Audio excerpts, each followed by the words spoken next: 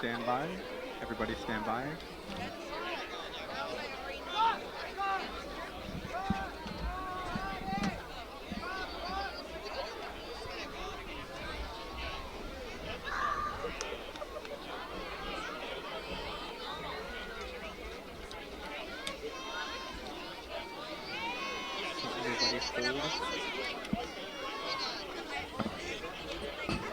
Spartans have won the toss and have elected to defer.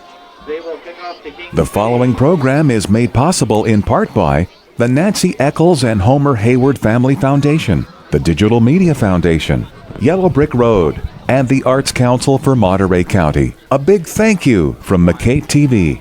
The following program is made possible Hello, this is in part Bruce by Deeney. I'm with the Boz Nancy- Johnson tonight for MCAETtv, and we are in Gonzales, California for the Megaphone game, the Little Big game, one of the oldest rivalries in the state of California.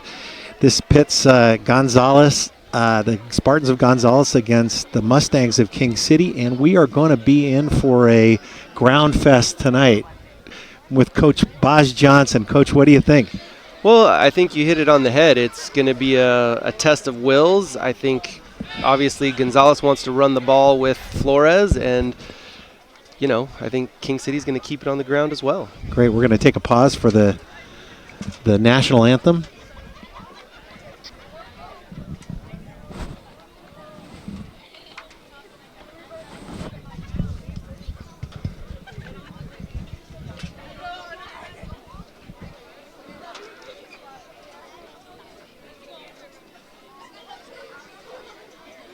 Ladies and gentlemen, we ask that you please stand and remove your caps as we honor America with the playing of our national anthem.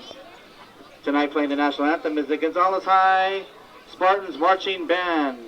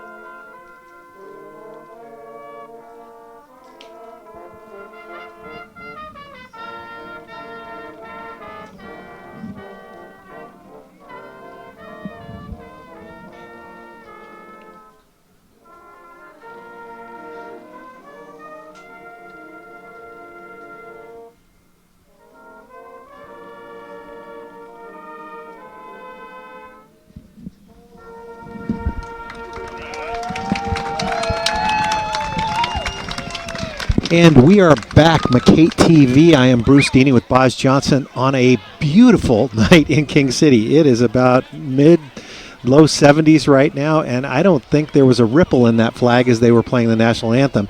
And you'd think that this would set the scene for a aerial display with no wind and the ability to throw the ball around, but I don't think that's what we're going to see. We were just talking about it, right, Bosch? Yeah, I think you're right. The conditions are perfect. So if one team sees a matchup that they like, they can certainly attack it, and there's going to be no wind involved in the kicking game as well, or in the passing game. But I do think both of these teams are going to play a little bit close to the vest, and Gonzales wants to get it going with Flores on the ground to start, maybe set up some play action later in the game. And historically, King City does like to throw. They just may not have the personnel to do it this year.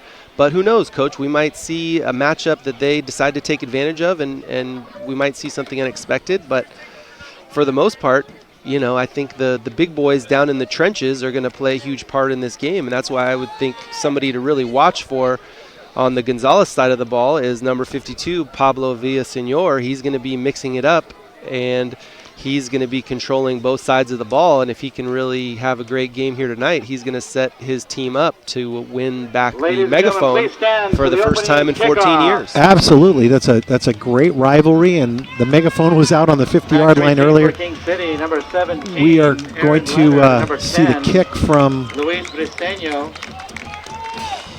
And the kickoff from for Gonzales. Number 8, Frankie Leon Cisneros. Kicking off is Frankie Leon Cisneros. Frankie kicking off to This is King for the City. megaphone, folks.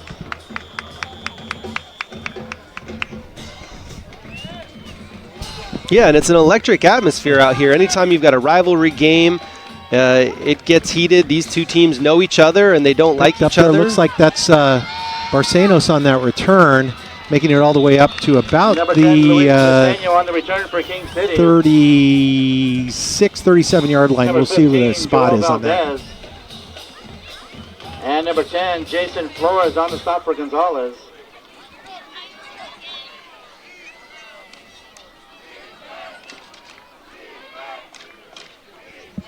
King City Okay, will so begin we've at got the 38-yard line. first and 10 at the First 30 and yet. 10.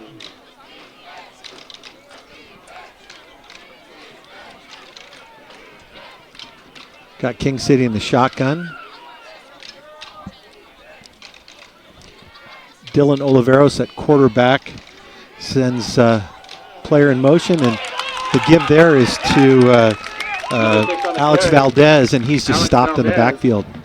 Yeah, and you had number 24 on the tackle, stop for Gonzales. Vasquez. So not much action there, setting up second and long. Now I think we're going to find out if King City really wants to keep it on the ground or if they're going to decide to air it out. Yeah, we'll see. I mean, they're in that spread set where they like to pass, and we have multiple sets, but Oliveros back. Second and 10 still. And that give is to number 3. That's Dylan Oliveros, and he gets about 8 yards, looks like. Yeah, and Oliveros on a jet sweep out of an empty set, looking to get the edge, and is going to set King City up for a third and short conversion. So we'll see if they keep it on the ground right here.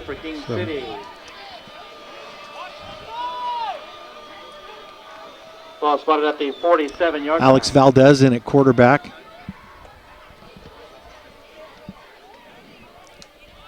And he gives to Alex Valdez. There's a fumble on the play. Oh, excuse me.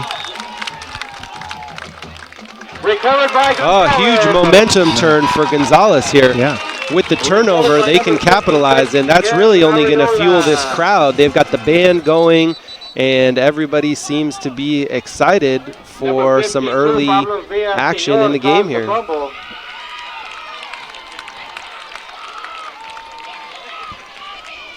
Well, you could certainly feel the buzz in the stadium before the game.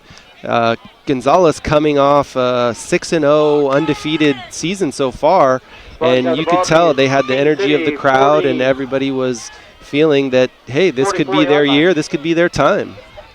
Villasenor taking a play off. He's usually in there for every play. First down and 10 for the Spartans. Yeah, hopefully he'll be able to shake that off. So Raul Morales at quarterback. So it's Jason Flores in motion, and that give is to Peyton Flores, and he's able to pick up about 2.5 yards. Yeah, and that's really no surprise. I expect him to get 25 carries tonight, probably at a minimum. And he's going to try to break a big one for a long gain here at a certain point, and it'll just be a matter of time of how much King City can really bottle him up. Yeah, they love to give that ball to Peyton Flores, joined out there by number 10, his younger brother Jason Flores, who's just a sophomore, Peyton a senior.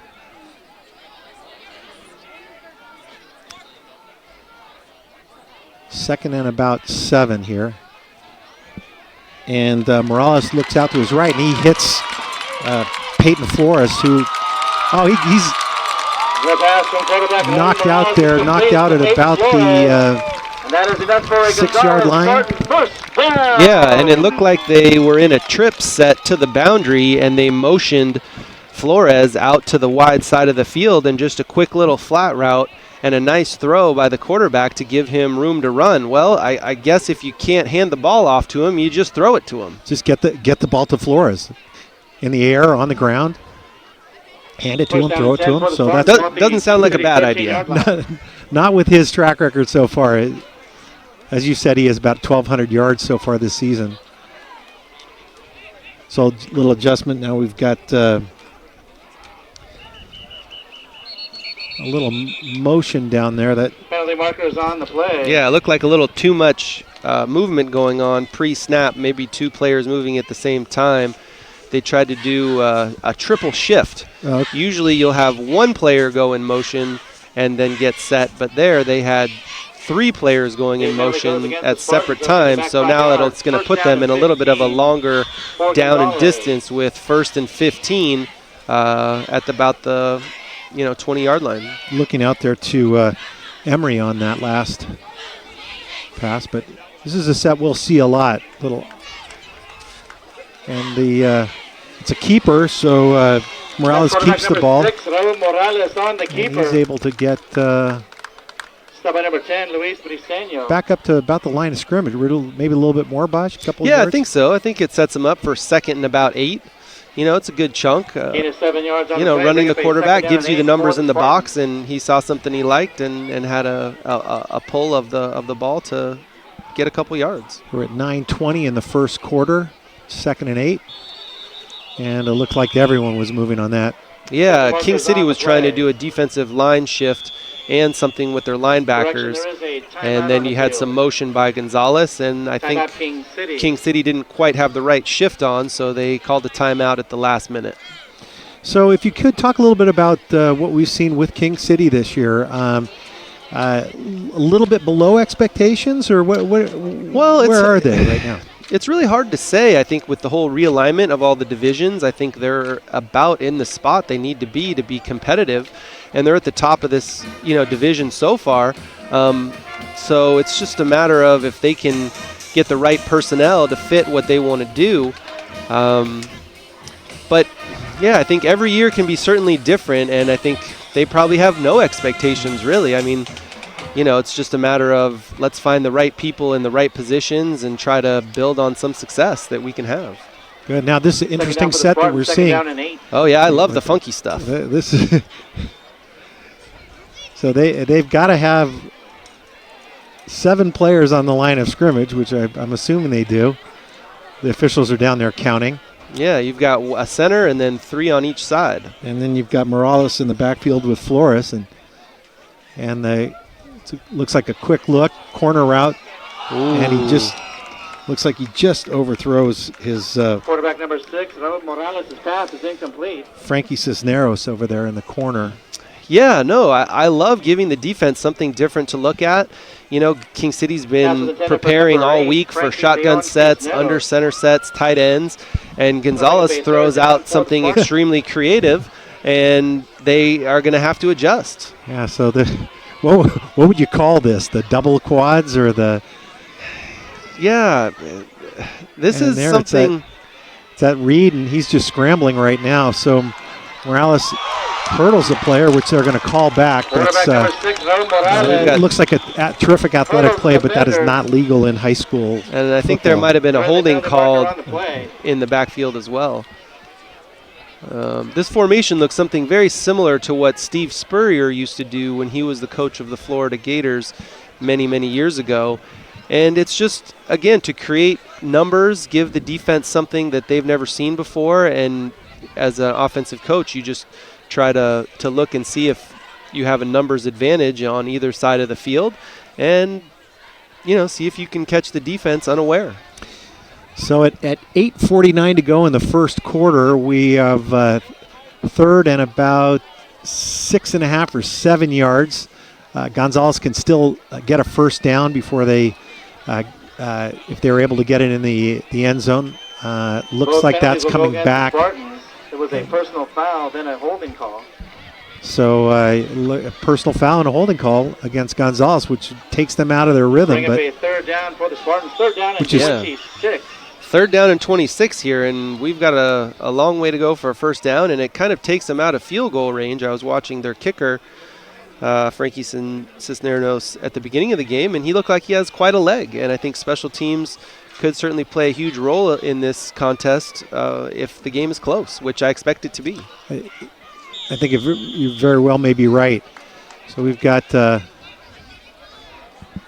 right now we've got Morales with Peyton Flores to his right. A little bit of confusion. Gonzales signaling in the place.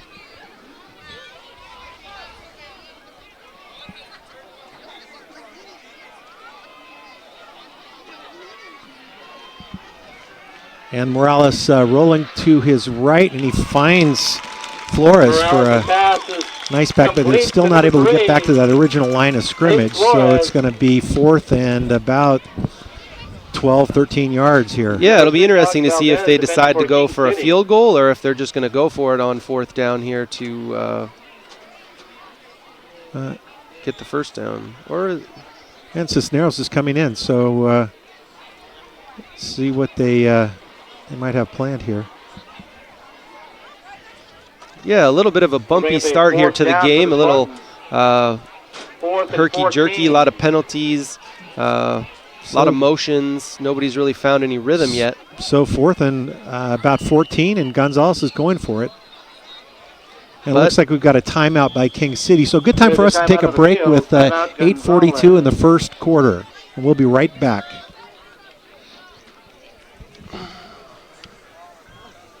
There's a lot of fear in coming back to school. I'm a 40-year-old man that walked in there to get his high school diploma. It was very hard for me, but one of the teachers was Miss Araceli.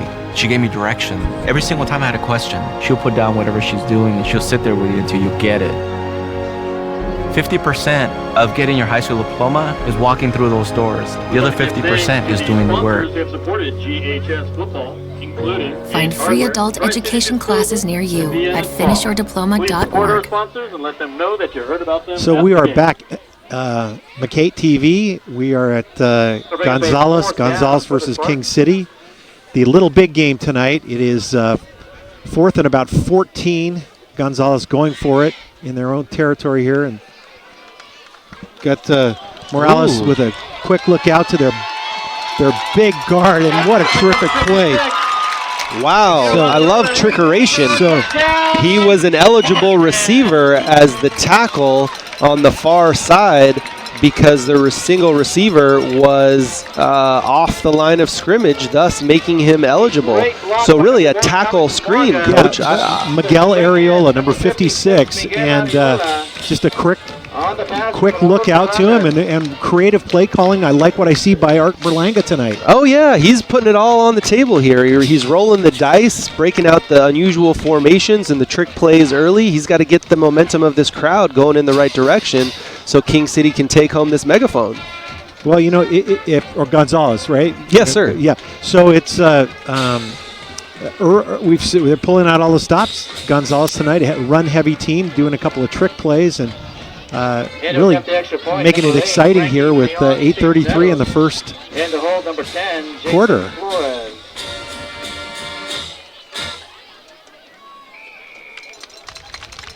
So Jason Flores kicking it up and in. And it's good. Making it 7-0. It is 7-0 with 8:33 in the first quarter, and we will be right back after this quick break. The Mustang 0.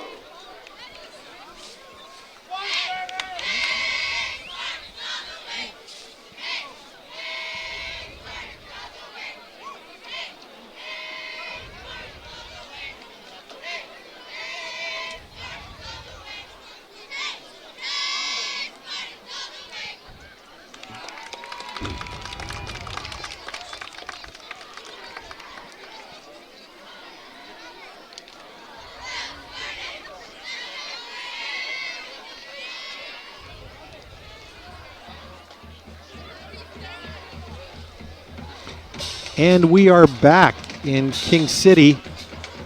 This is the way they started off, Baj, with King City kicking off and Gonzales kicking off, and King City had that that unfortunate turnover costing them seven points.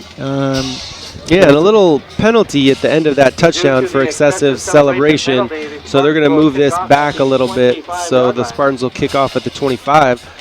And, you know, when you have a lineman that scores a touchdown, I mean, it might be worth like a little penalty, but you want to keep it together. That's discipline they'll need if they make it to the Everybody loves a good big man touchdown. You want to see him rumbling towards the end zone. I think everybody loves to see that. Absolutely. What fun for Miguel Arreola. They've got a nice high kick. That's going to be covered by Barcenos, and not a lot of running room, but he is... Number 17. Yeah, and a lot of black around the ball carrier there, and you can see Gonzales is really feeding off the energy. Excuse me, that was Aaron Leonard on that return. On the stop for the Spartans.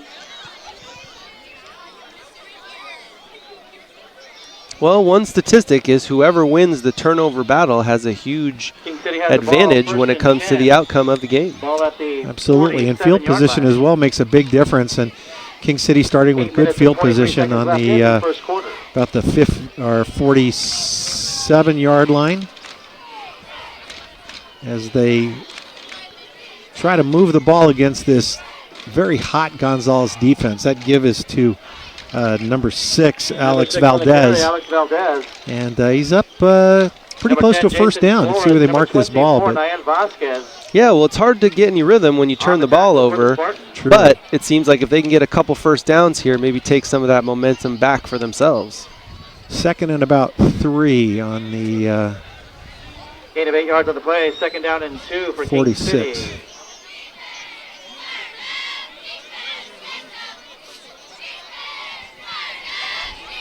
And that's a give to number 34. That's Villasenor. And he doesn't get much. He just kind of buries himself into the line of scrimmage there. Yeah, number 52, Pablo Villasenor, is in the middle of it again, and he's really helping Gonzales control the line of scrimmage. Yeah, that was one Villasenor right at the other. Yeah. Well, hey, they both seem like good players, so why not?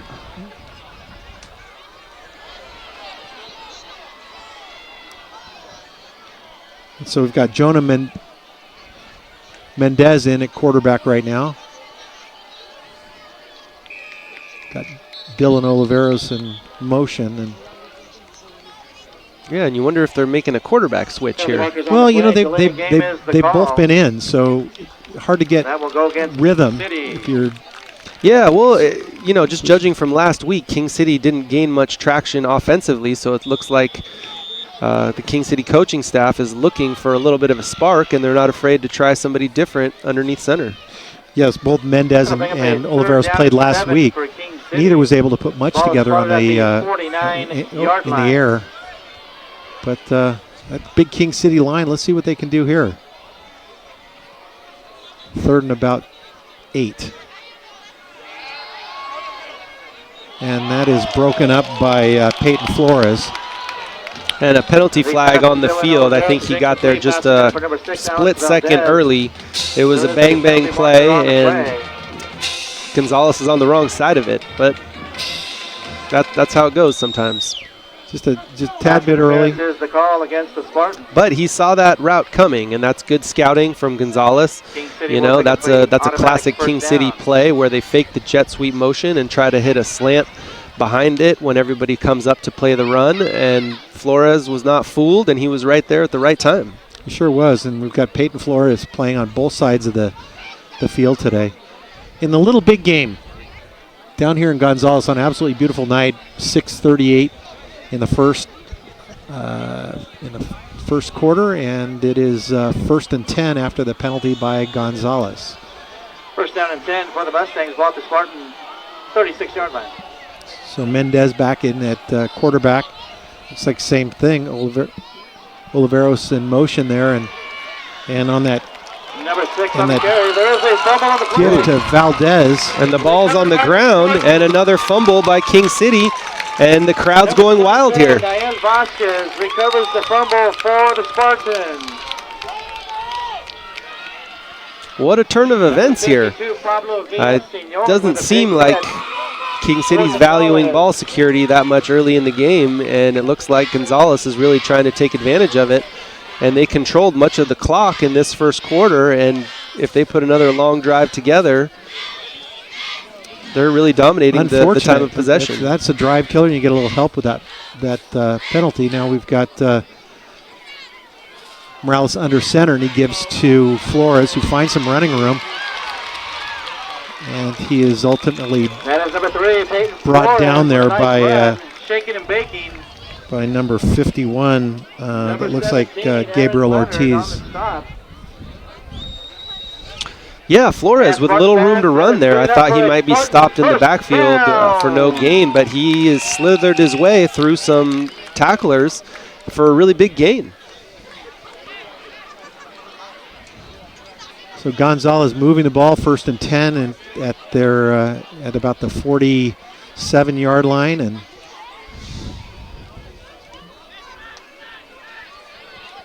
Peyton Flores in motion. And we've got a keeper there by Morales, and he takes it all the way up to the middle to about the 36-yard line there. And number 34, Alex Villar. Yeah, I love the creative play design. Everybody's focusing on Flores out on the perimeter with the motion, and then Morales just keeps it himself up the middle for a big gain. I'm loving the play calling here by Gonzales. We got Morales under center again.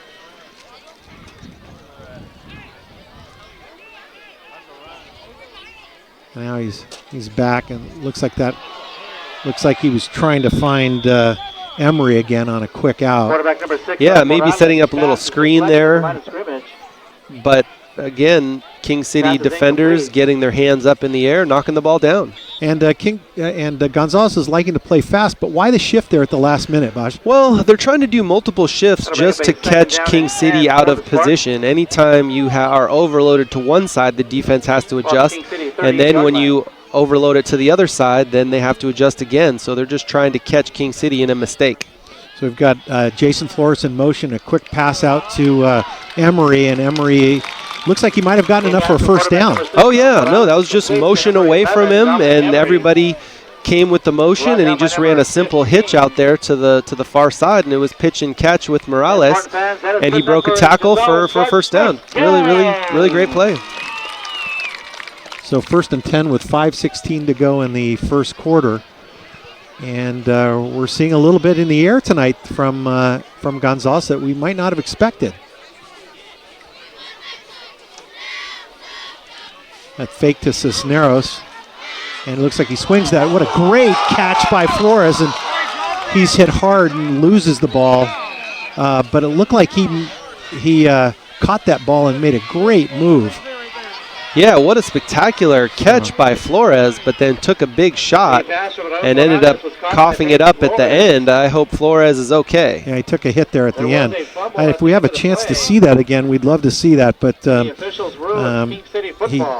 yeah, here we go, slow motion, and it looks like he gets that ball in, has got control of it, makes a football move, and just lost it at the end. So tough luck. But yeah, number 10, Luis Briseño with a little bit of a helmet-to-helmet there to take out Flores. So turn of events, a nice turn for King City. King City in the shotgun with looks like a give to Villasenor. That's Jonah Mendez in at quarterback again.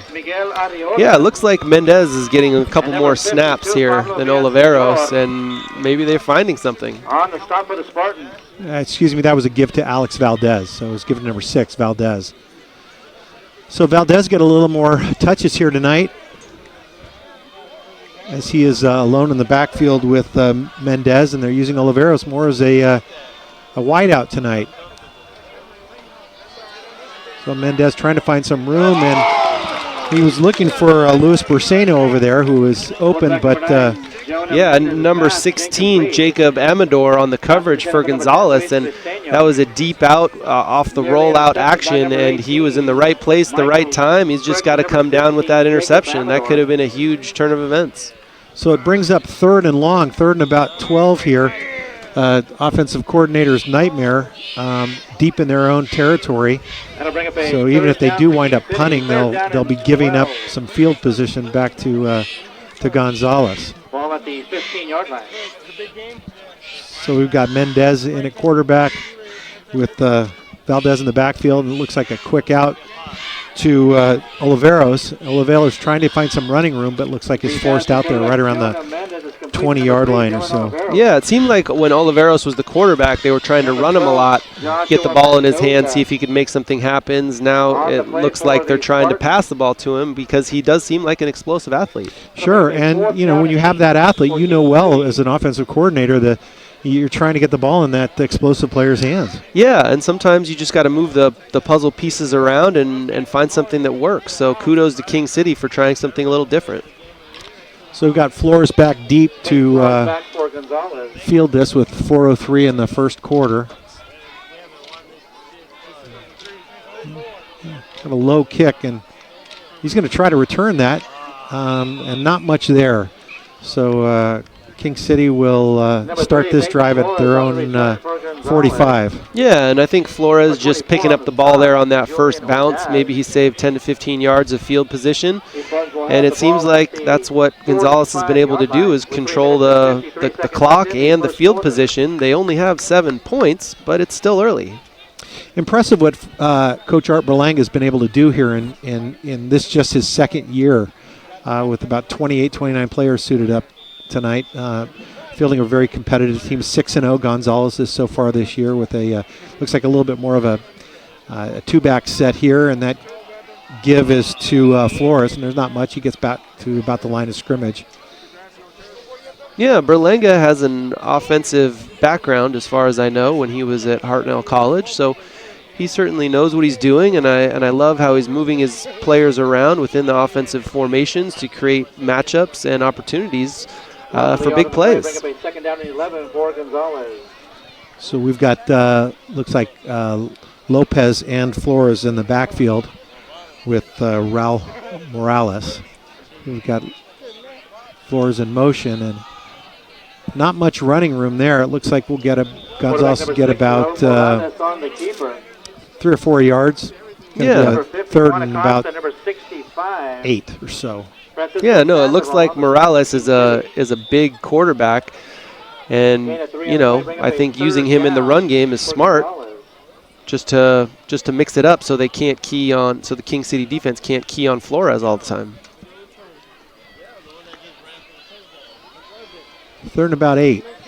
So we've got Flores in motion. Taking that quick out. There's not much running room. He gets about back to the line of scrimmage. So, yeah, it seems like Gonzales used that same formation and motion previously, and previously Morales kept it. So they thought they might go back to the well there on a play that worked earlier. Looks like they might be going for it. That shows some confidence. 4th and 8 with about 2:11 left in the first quarter. Well, let's see if they actually get a playoff here. Or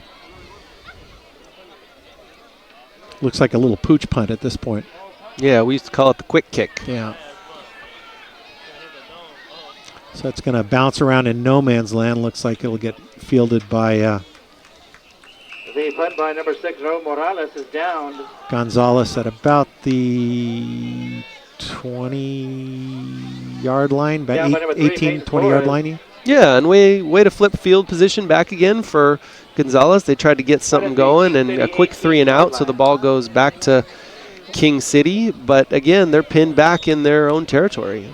So in King City, really looking to establish something, some sort of sustained drive. Yeah, it's been very choppy from their side of the ball offensively. They just need some plays they can string together to gain some rhythm. So we've got an empty set here with looks like a fake jet sweep, but not much running room for Mendez. Yeah, he tried to fake the jet sweep, keep it up the middle, but guess who was waiting for him there? Pablo Villaseñor controlling the middle. He's like an enforcer, Coach. Well, Villaseñor is one of the is being recruited, I know, by a couple of Division I schools right now. He's got size and looks just like a terrific athlete down there. Yeah, he's got a nose for the ball, too. He's always in the middle of the action. Yeah. So we've got about 2nd and 13 here, and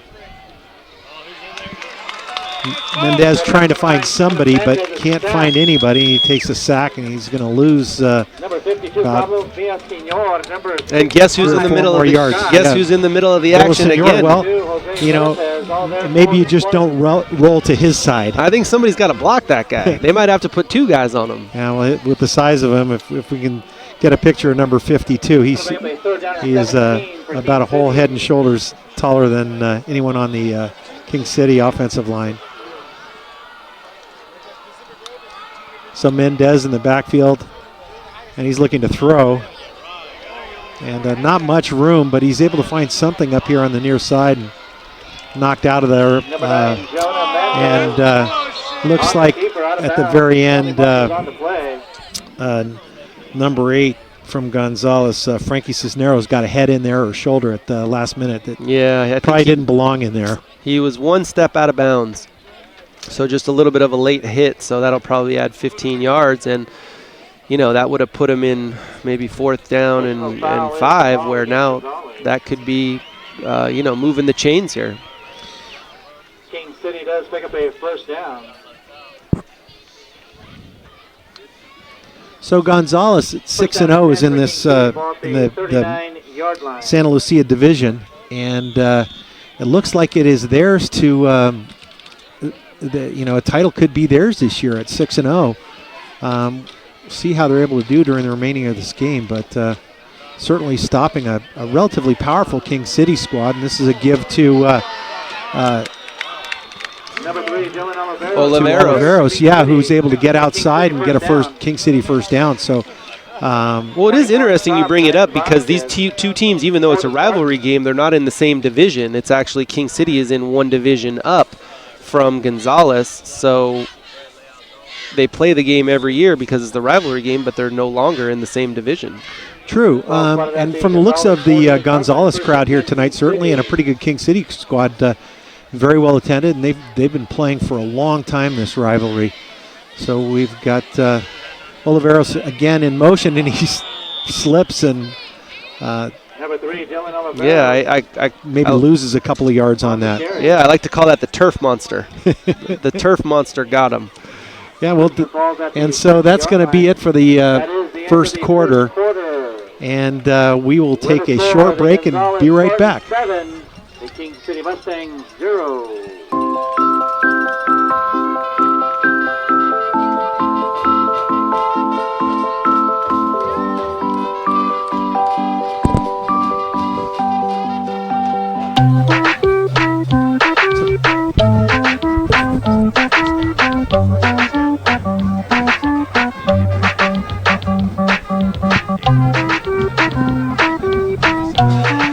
Start a story. Adopt at theshelterpetproject.org.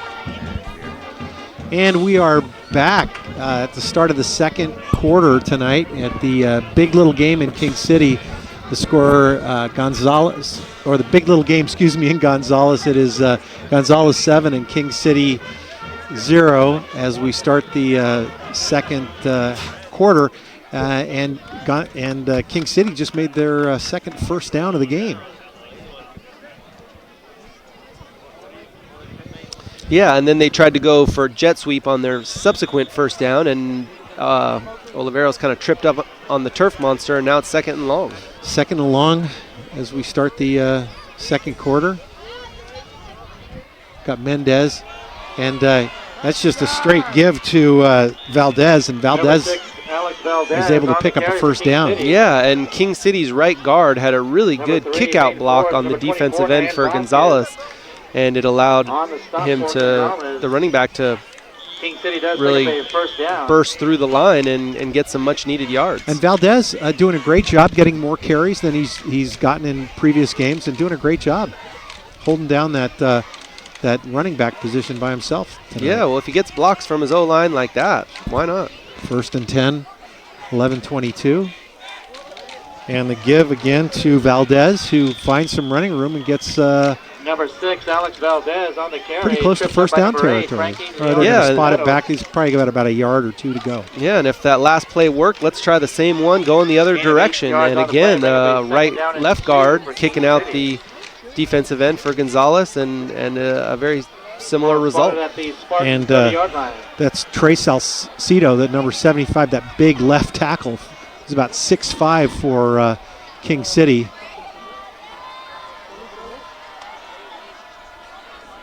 So on 2nd and 2, the give again to Valdez, and he maybe picks up a yard or two depending on this spot. Yeah, let's give some love to the big guys. Francisco Sandoval, number 65, on the O-line for King City, really pushing the pile. He looks like another big boy. Yeah, he is. Well, 3rd and short here, so you got the whole playbook open, maybe a little play action for a big play, or just a quick a little heavy set, trying to get something off quick. And that give is to their big fullback, Alice Villasenor. And it looks like he's able to pick up that first down. Yeah, so and that's the kind of King City that we're used to seeing. Sharper execution. Yeah, no, I think the beginning of this game has taken them a while to find some footing, but it seems like this drive they're really putting some things together, and it seems like the kids are really finding some energy. King City does pick up a first down, 1st and 10 for the Mustangs. So 1st and 10, you've got 3 receivers out to our near side here, and got Mendez, shotgun. Looking to throw out to his left, and he's got Burseno open, and it looks like that's going to be a flag. Quarterback number 9, Jonah Mendez's pass is incomplete. And that's Joshua Mendoza, number 12, on the coverage, and that looked like pretty good coverage to me. I think if they're going to let that stand, that's a pretty ticky-tack call. Well, not much contact there. You know, you want these guys to be able to get up and both make a play for the ball. It might be a little hard to see from behind the play like that, but yeah, that's going to come back. We're going to replay first down, and that's going to go up to it'll be a 10-yard penalty, and that'll move the chains. Excuse me. Yeah, tough break for Gonzales. On Gonzales. Seemed like good coverage, but that's what happens. So 1st and 10, they've got to get to about the 6-7 yard line for a first down, and Mendez with Ortiz in motion, and he just takes it and he gets maybe a yard. Yeah, a little fake jet sweep. Or Oliveros in motion. Oliveros has gotten a lot of yards on that jet sweep so far, so they thought they might get the defense moving laterally, and then Mendez could pull the ball and keep it up the middle, but nothing doing. Gain of a yard on the play, bring up a 2nd down for King City, 2nd down and 9. He was met there by the big Gonzales lineman, Alex Villasenor, number 52. So Mendez, he gives to Valdez, and Valdez gets a few yards. 6, Alex Valdez. Yeah, well, it's going to put him in 3rd down and manageable. So, again, a lot of the playbook is open here. But the field is getting condensed because we're getting closer to the end zone. Sure, and you're probably at about the limit of field goal territory. Yeah, I would say there's no wind here tonight, as we said before. So if you did want to put 3 points up on the board, 3rd down for King City, if you can't convert on this 3rd down, this would be the time, I believe. So 3rd and about 4.5 here. 8-10 in the 2nd quarter. And that ball's fumbled, and he's going to be brought down there by Villasenor. Yeah, who's having a great game tonight, by the way. 52, Pablo Villasenor right there for the Spartans. Well, does that play take him out of field goal range? No, this is pushing the limit by the time. Right around the original line of scrimmage. Looking at about a 40-plus yard field goal. And the offense stays out on the field. Looks like the kicker just might not have the leg. So 4th and long, 4th and about 11 yards. King City going for it. Mendez. He gets Ursenos in motion. He's looking to throw in that direction. So, and he's met there by hit hard by number 34. Number 24, Nael Vasquez, with a play on defense for the Spartans. 24, Vasquez on and Gonzales will take over on down. Great play by Vasquez. Yeah, well, Nael Vasquez is leading the Pacific Coast in tackles. I think he's got over 50 now, and at least 2 weeks ago was the way they ranked defensive players, with number 1 ranked defensive player in the county. Yeah, well, he came up big on 4th down. Yeah. This give trying to find running room outside. Flores is brought down by number 3, Bersanos there. On the carry for yeah, well, it seems like every time Flores is touching the ball, he's gaining almost 10 yards. So I think they just got to keep feeding the beast. He's the one that's got him here, so let's get him rolling. Well, he's averaged 8.9 yards a carry so far this season. So you just give the ball to Flores. So 1st and 10 at their own 41 here. Under center, that give is to Flores, and he doesn't fool anybody. St. Flores on the carry, stopped in the back. Well, I guess 50, King City saw what we saw. And number 23. Well, certainly Acosta saw that, and that was enough. So 2nd and long, 2nd and about 13 yards. 6:47 to go in the 2nd quarter. Yeah, and an opportunity for Gonzales to put the ball in the air. 2nd and long. It's like that quick pass out to number 11, Emery. To Emery, and Emery really was able to move that ball up the sideline. Yeah, they're getting some loose coverage to the short side of the field from the cornerback of King City, and just a little hitch route, easy pitch and catch, and he breaks the tackle for extra yards. So he must have stepped out a little bit sooner than, but pickup of about a little over 10 yards there.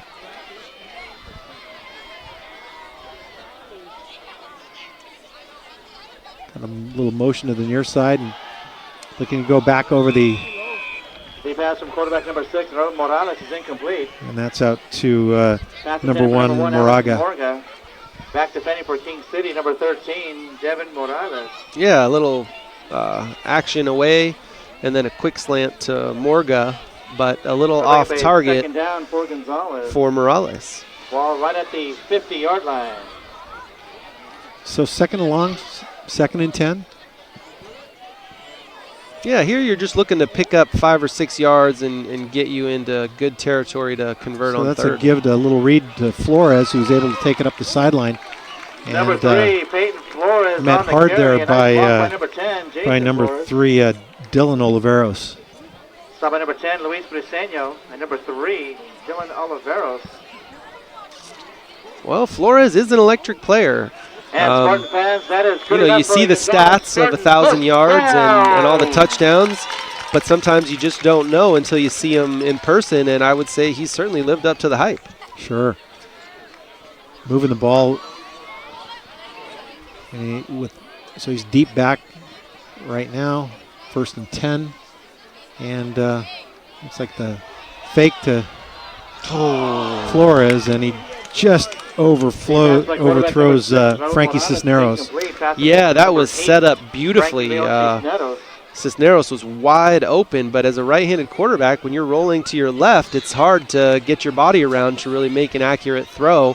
And the pass from Morales was just a little bit high there, but great play design and a chance for a nice play there. For the Spartans. Ball at the King City 37-yard line. So 2nd and 10, 5:44 in the 2nd quarter. That's a give to Flores, who stretches that out and maybe picks up a couple of yards. On the carry, breaks one he definitely makes the first guy miss.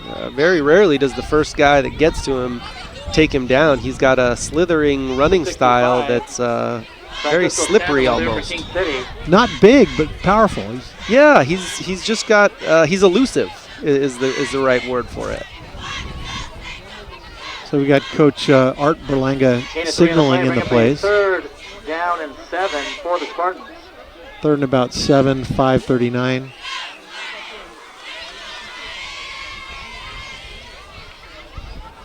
And that's going to be kept by quarterback, and he makes picks up about 6 yards on that play.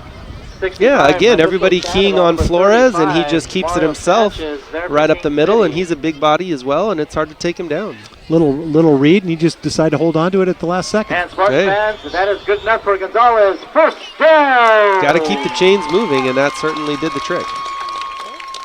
So let's give to Flores, who finds some running room, but is met there by number 51, and that's Gabriel Ortiz. Number 51, Gabriel Ortiz. On the play for King Gonzales City. with some rhythm here. And A couple first downs in a row. They're controlling the clock, and at this point, after so much time of possession, they need to put some points up on the board. And we've got King City 25-yard line. we've got Jose Lopez in the backfield now. But we got a keeper, and he finds some running room, and is looks like that's going to be pretty close to a first down for Morales. Yeah, and they're really going to the quarterback runs here in the second quarter late to keep the chains moving. Well, oh, nope, third and short here. That'll bring up a third down, 3rd and 1. So that's about 3rd and 1. And looks like somebody moved in there, trying to get that play off quickly. Looked like maybe a quarterback sneak, but King City was not fooled, and I think that's going to bring up a 4th and short. So hopefully Coach Berlanga has a good call here for 4th down and short. For the Spartans. And he's going to that look, and so maybe it's trying to hard count here, Coach? Yeah, why not? They snapped that ball, and Flores trying to find some running room, but he's not going to get it. Ooh. Number 3, Flores with maybe a late hit. on the carry. Yeah, Flores might have got hit late there. Marker on the play. What a bad break for King City. They had a great pursuit angle on Flores there on that quick toss, and were ready to make the stop on 4th down, but with no discipline, you're just handing the game to the other team. So that's a face mask, and they're going to pick up another 10 yards. So this Gonzales team tonight extending their drive. Well, King City's turned the ball over twice already, plus a crucial face mask on 4th down. Certainly not giving themselves too much opportunity to be successful. So that's going to be an ancillary call, about a 5-yard penalty, so unintentional, but came late in the play.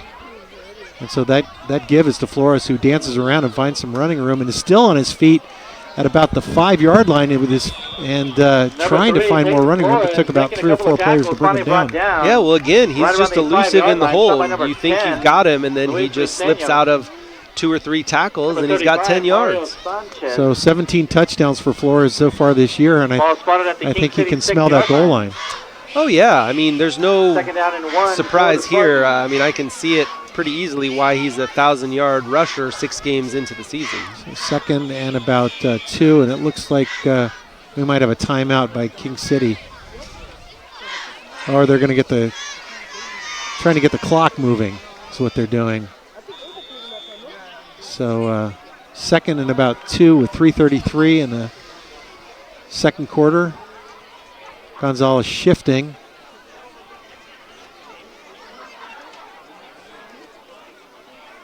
And that's a keeper right up the middle. He's able to get about quarterback number 6, Morales, 2 or 3 yards. It might be enough for a first down. Yeah, it looks like they've got 1st and goal, maybe at the 4-yard line. Brought down by number 35, Mario Sanchez. And that's enough for a first. Yeah, looks like it's enough for a first down. So with 3 minutes in the set left in the second quarter, all of a sudden Gonzales has some breathing room down by the end zone. Yeah, no, I think you just want to be able to punch this one in here. I think there's no magic. Don't get cute. Let's give it to Flores, get it in the end zone, and go up 14 points. He's got Lopez in the background. But that's a give to Flores, who finds some running room. Looks like he's just going to scoot in around the tackle and another Gonzales touchdown. Yeah, well, Gonzales has certainly played better this first half and taken advantage of all the miscues by King City. So, you know, they could be up 21-0, but I think King City's almost has to feel good. They're only down 14 points at this point. Cisneros in the kick. Point, number 8, Frankie Leon Cisneros. And that kick is no good. It missed to the right. Yeah, he So had a we're lot gonna of leg on it. We're going to take a short break, and we will be right back. Gonzales Spartans 13, the King City Mustang 0. Leaving hot coals improperly extinguished can cause a wildfire. Hey guys, it's Smokey! It looks as if Smokey is going to use the drown, stir, drown and feel technique. After the first drown, a good stir. Next, another drink. And finally, a close feel. Is it cool? Okay. Yeah. Hey, Smokey, catch! Oh, my bad, Smokey. Only you can prevent wildfires. So we are back with 2:39, 2 minutes 39 seconds to remain in the second quarter, with the Spartans of Gonzales up 13-0 over King City in the Little Big game. This is the game for the megaphone that King City has won 14 years in a row. Is that right, Coach? Yeah, and I just heard that they've been playing this game for 90 years. 90 years. That's a long time. Well, I know that the original graduating class from Gonzales High School was I think 108 years ago, as we get this kick by Leon Cisneros. Penalty markers on the play. Yeah, and there have been a lot of flags in this game, mostly on King City, a couple on Gonzales, but I guess that's to be expected in a rivalry game. Sure.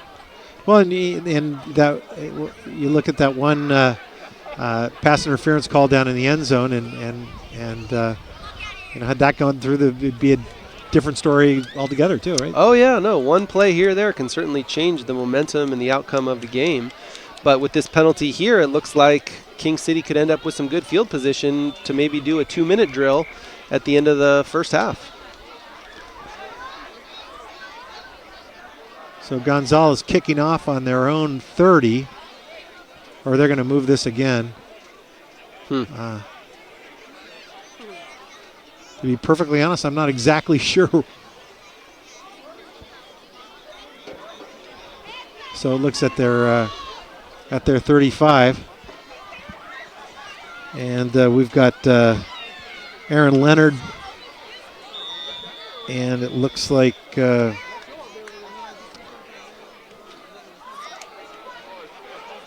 a squib kick out of bounds, right to Coach. Back to kick. Yeah, so not even much of a kick. Looks like they were just trying to kick that out.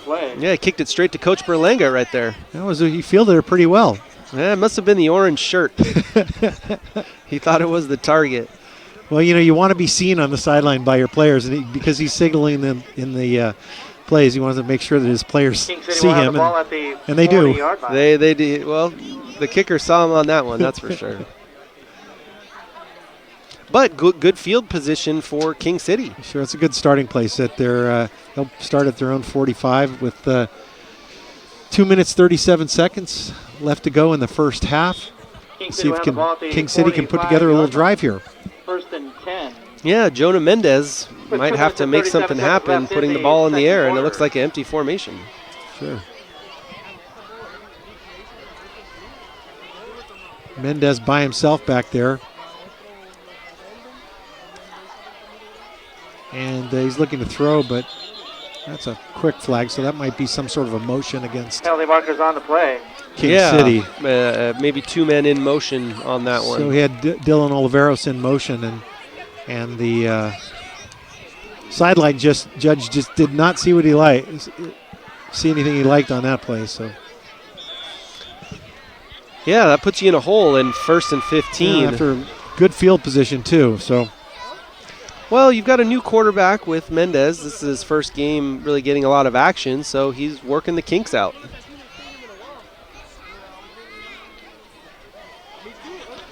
So Valdez behind Mendez right now. We've got Oliveros in motion, and that ball is swung out to Oliveros, who looks like he got maybe a couple of yards past the original line of scrimmage. Yeah, that'll put him in 2nd and long, but Number 8, manageable. So it looks like about 2nd and 6. But the clock is stopped at 2:47, so he got out of bounds there. So with gain of 8 yards on the play, bring up a 2nd down. Second down, let's call it 7. So normally be a passing down for King City, but it looks like he's an inside give, and there's not much there. Maybe barely back to the line of scrimmage. Yeah, well, I would say historically King City's known for Number 6 running on the carry, ball well Valdez. and stopping the run, and I would say they're not doing either that well tonight. Well, we've got the officials doing something. I'm not sure what. Looks like a timeout for Gonzales. So with the score 13-0 with 2:06 left in the first half, we will take a short break and be right back.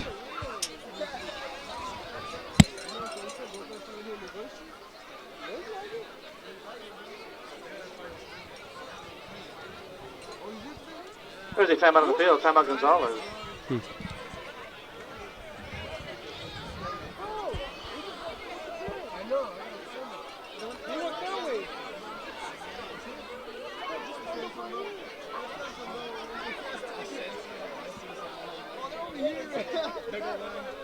And we are back with a little over 2 minutes left to play in the first half. It's been mostly Gonzales tonight, Coach. Yeah, Gonzales has really found a lot of rhythm offensively, converting third downs, and really controlling the clock. And on the other side, King City just hasn't really been able to get very much rhythm, and subsequently no points either. But they have an opportunity here at the end of the first half. So 3rd and 7 for King City with Oliveros in motion. And looks to Oliveros, and he's met there with it's going to be about a 5-yard loss. So it'll be come up on 4th and about 13 or 14 yards. Yeah, 4th and long is not my favorite down and distance as an offensive play caller. So we'll see what kind of magic King City can come up with here. Well, with less than 2 minutes, it'd be interesting to see if they went for it. Well, yeah, the field position is not great, and there is a lot of time on the clock, so you'd be giving up good field position to Gonzales to get more points at the end of the half, and you certainly don't want to do that. But we have seen Gonzales go with a trick play early in the game. Maybe it's King City's turn to go with a trick play. Well, you know Mac Villanueva has one or two up his sleeve. Oh yeah, I know he likes a good reverse and so maybe a toss pass, but it looks like the punt team is out right now. So we've got Flores back deep.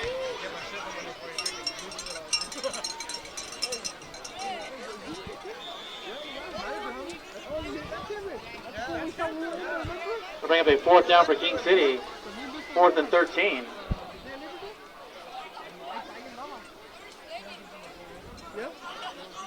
Good snap, and that kick is off.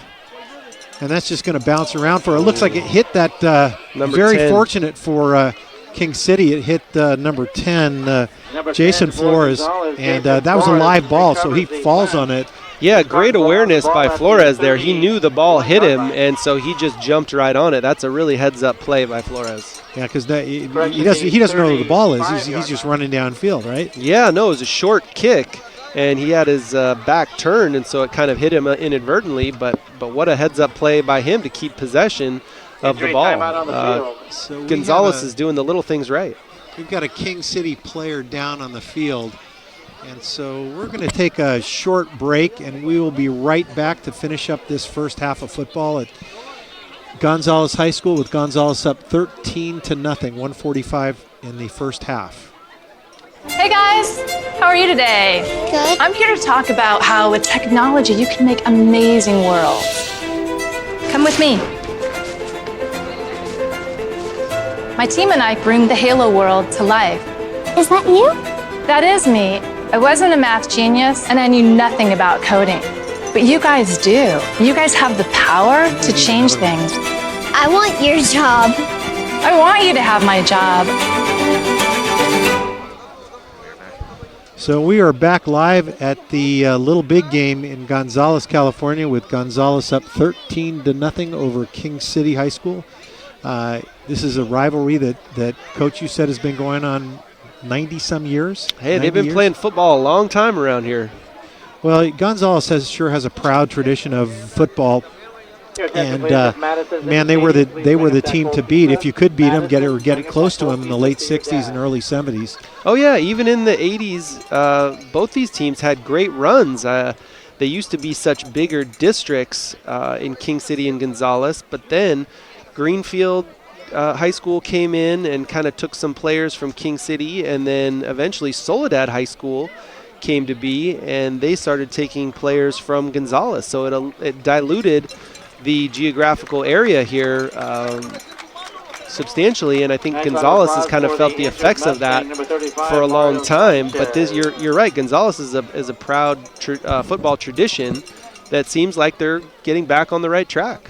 So good news, Mario Sanchez is able to walk off the field on his own with just a little help. But and then, Art Berlanga has done just a terrific job trying to turn this tide down here and coming back to that. And I look at the stands tonight, and there's Gonzales pride in the stands. Oh, yeah, you've got the cheerleaders out in full force. The band is out tonight. And, everybody's buzzing and loving watching Flores run all over the field here. And Morales looking to throw here, and he had Dominic Emery wide open and just a little over his fingertips. Yeah, that was a hitch and go. So they had been throwing that hitch on the soft coverage all night. And what a great time to try the double move. And it looks like they fell for it. And now they're making a little bit of a switch where number 12 is coming out, and they put Dylan Oliveros over there on 11 Emery. I guess they really don't want to give up a big play here at the end of the half. Caleb Hood, number 12, has a couple of picks to his credit, so 1 or 2 picks to his credit. There's not a lot of running room on first and 10 for Peyton Flores, so he maybe gets back to the line of scrimmage. Yeah, I think on the sideline they're telling him, hey, don't fall for that double move next time. Keep everything in front of you. So Gonzales trying to get the playoff quickly, 3rd and about 9. So looking to throw, that's out to, swings it out to number 1, Alice Morga. And again, soft coverage, easy pitch and catch from Morales. Brought down by number 13, Devin But we have a little more laundry on the field. 1 minute 11 to go in this first half, which the last 4 minutes have taken a long time. We've probably had a flag every 10 or 15 seconds, it seems like. Yeah, no, the refs are certainly imposing their will on this contest. So now it's going to be about, 3rd and 15 here. We'll see what Coach Art Berlanga has in his playbook. Yeah, tough down and distance to really get anything going. Oh, come on. You used to love these, didn't you, as an offensive coordinator? I think here you just throw it deep. At this point in the game, well, that's their deep passing game, and that's a give to Flores. Peyton Flores trying to pick up, basically gets back to the line of scrimmage. But yeah, I think when it's 3rd and long and everybody's expecting you to throw deep, you run a little draw play, and Flores has great ball security. You don't want to put it on the ground at this point. So that'll be a timeout by King City, and with 55 seconds left in the game, we're Gonzales 13, King City nothing, and we will be right back after this announcement.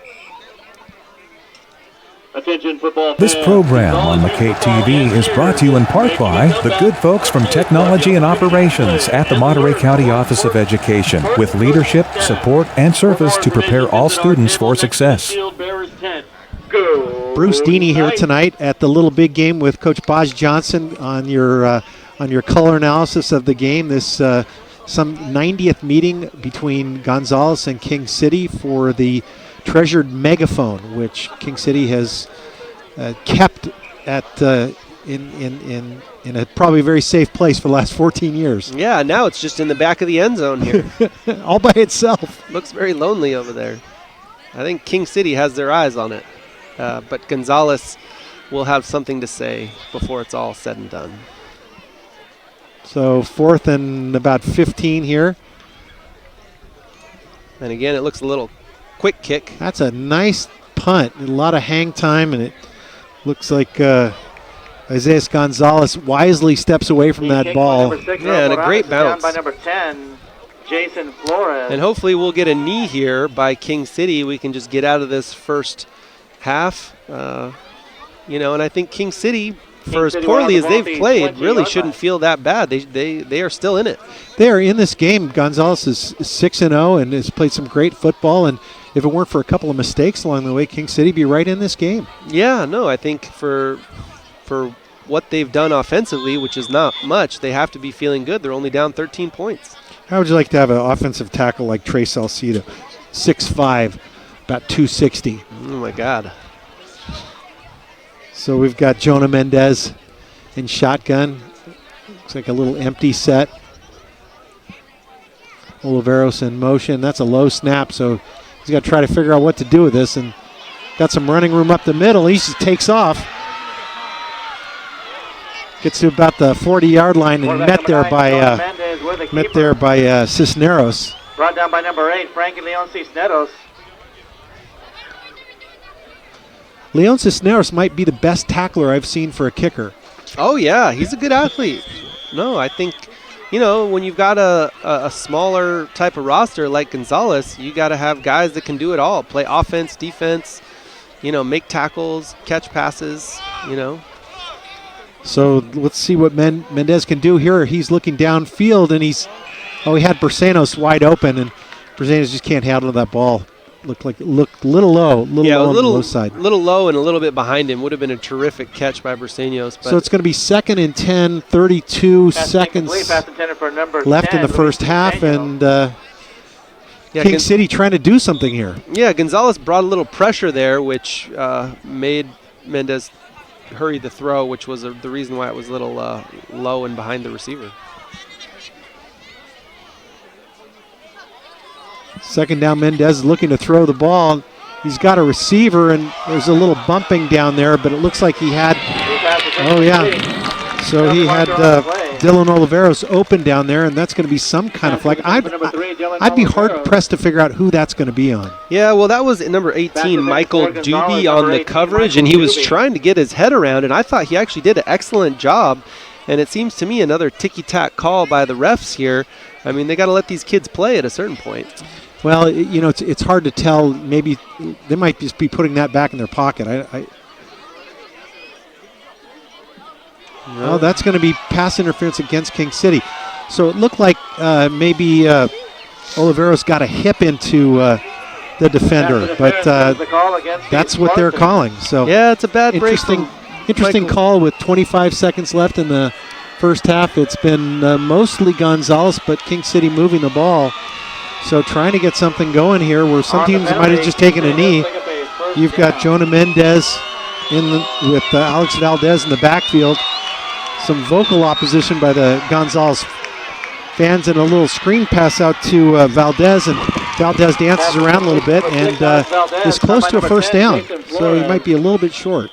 Yeah, and Jason Flores, the sophomore, he's tired of watching his brother do it all. He wants to get in there and make some plays himself. He came up from that cornerback position and made a play. So King City looks like they're going to take a timeout. And we're going to stay with you right now with about 17 seconds left. Baj, some teams might just have taken a knee back then, right? Yeah, but I think it goes to show you this is a rivalry game and all bets are off. I think King City realizes, hey, down 13-0 really isn't that much. If we can just capture a little bit of magic here, it's going to put us in an opportunity for possibly a field goal where they'd only be down 10 points. So if they can come out with a field goal or a touchdown, they're more than right back in this, and they can gain back a little bit of that momentum for themselves that they haven't been able to capture. And Coach Mac Villanueva has a pretty deep playbook, and you talked about a reverse earlier, and we'll see what they do here with second and about a little over 2 yards with 17 seconds. And this looks like just a straight pass, and Mendez is going to be brought down, and it looks like this time might just run out to end the first half. So looks like at the end of the first half, it's been mostly Gonzales, but That is the end of King the City, they were first just half. taking a knee to end the half, but With the score, the Gonzales Spartans 13. Gonzales 13, King City 0 at the end of the first half. It's been interesting to see King City actually have a little confidence moving the ball right there as we got toward the half. But we're going to take a little break for halftime and be right back after these announcements.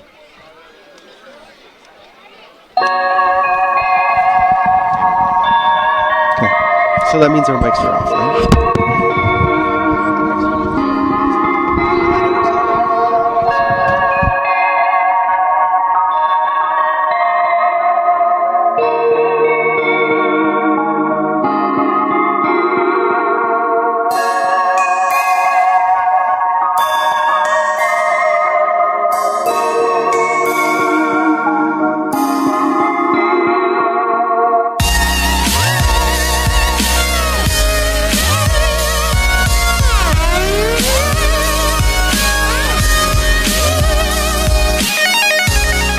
What do you think about Gonzales? I think that Gonzales is a great community to live in. The school is pretty nice. The kids are very respectful, and the community is pretty supportive.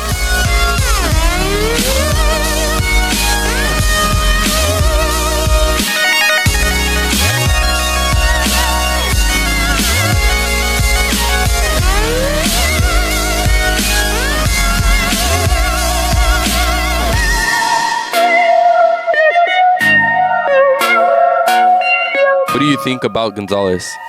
Well, the thing I think about Gonzales, it's a good town, pretty small, you know. Everyone knows each other. How do you like the weather here? The weather here, and I don't really like it. It's bipolar. In the morning, it's cold, and in the afternoon, it's hella hot. So I don't like it. Where do you think the best place is to eat around here? I recommend the taco truck in front of the farmer's market. They give the best tacos in the whole city. What do you think Gonzales needs? Gonzales honestly needs more fast food restaurants to bring more people into this city. What kind of people do you meet here in Gonzales? You meet a lot of funny, nice, and interesting people here in Gonzales. What do you think of the Gonzales football team? Honestly, the Gonzales football team is looking the best it has recently in the last 15 years.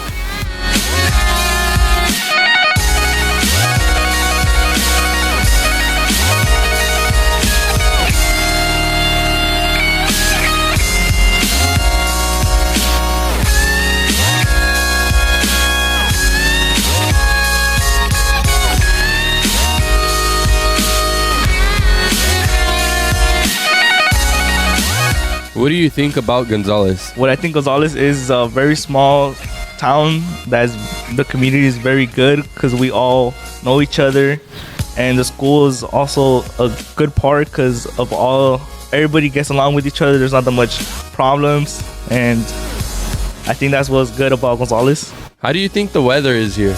The weather is pretty good. There's not that much like cold or that much hot. Most of the time it's neutral. But it is very windy. That was the problem here. But at most, it's all right. Where is the best place to eat around here? The best place to eat in Gonzales for fast food is McDonald's, and for a restaurant is probably Luigi's. Our football team is 6-0. What do you think about them? I think we're doing very good. I think we could go to CCS, and I think it's a new start to a great football career for the future.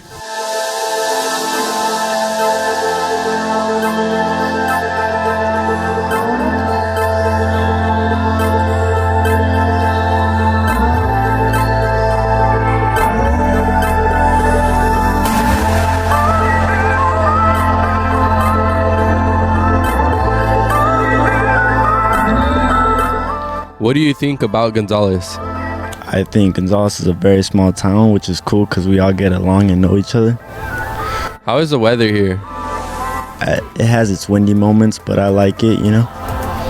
Our football team is off to a great start. What do you think about them? I think I'm very happy for them because, you know, we never usually win before, but, you know, they're winning, so that's a good thing. Where is the best place to eat at here? Mike's Pizza. What is it like being a student at GHS? It's pretty cool because you get along with the teachers, you know, you mess around, you're cool with the kids, it's all good.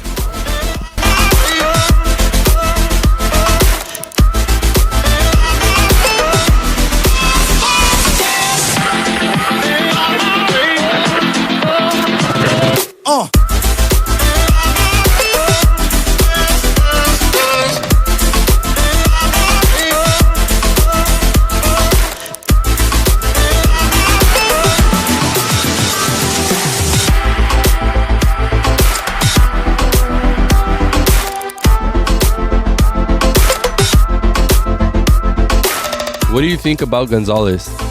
Gonzales is a big town to me, and it's really quiet, and everybody knows each other. How's the weather here? The weather here in Gonzales, I like it. It's pretty warm and cold in the morning because over here it's a cold world. Where is the best place to eat at here in Gonzales? The best place to eat at here at Gonzales is Luigi's because I'm all about that rich stuff. Our football team is off to a great start. What do you think about them? I don't really care about them, but I do support them, okay?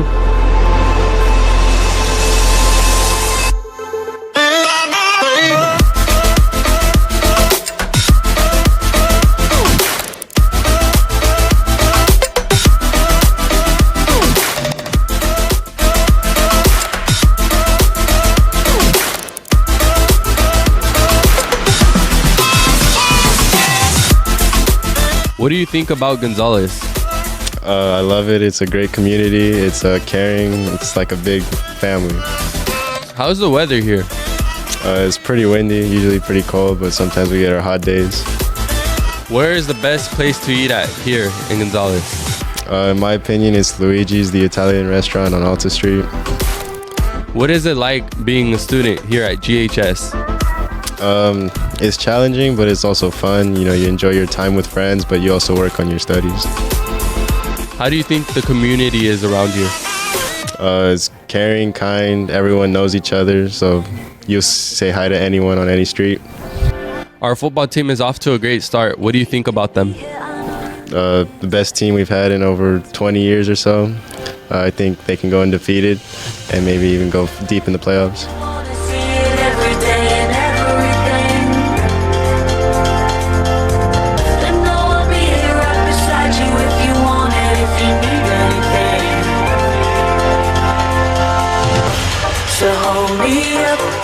Like I'm your crown. And no, I'll never let you down. Don't lose your head, don't hit the ground. If you can see me in the crowd, catch me out, pull me in. If you know that you ain't still on, you say the words to me. What do you think about Gonzales? Gonzales is pretty cool. It's safe and everybody knows each other, and it's just a small town. What do you think about the weather here? The weather is very bipolar. Where is the best place to eat at here in Gonzales? Well, I always eat at McDonald's, so I think I would say McDonald's. What is it like being a student here at GHS? It's good. Well, everybody's nice to each other, and I get along with all the teachers here, and it's pretty cool to be a student here at Gonzales. What do you think about the community here? The community is pretty nice. Everybody comes together whenever we have events here in Gonzales, and well, everybody knows each other, so everybody's familiar and everybody's like cool with each other.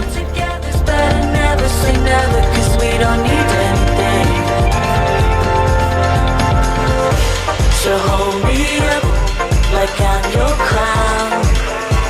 And no, I'll never let you down.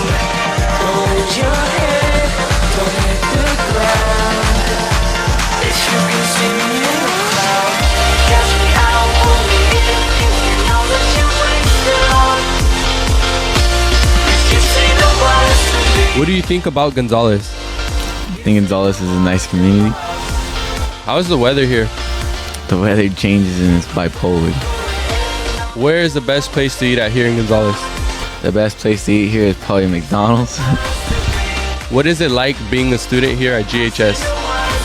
I don't know. It's like you're always doing your own thing. You're a running back on the football team. What do you think about your squad? This is probably the best year. We're always working to get better, and we want to go 10-0. How is the community around here? The community is small. It's a good community because everybody knows each other and they got each other's back. You don't have to be afraid of the dark. Who you are, you are, you are, you are. You don't have to be afraid of the dark. So hold me up like I'm your crown. You know I'll never let you down. Hold your head, don't hit the ground. If you can see me in the crowd.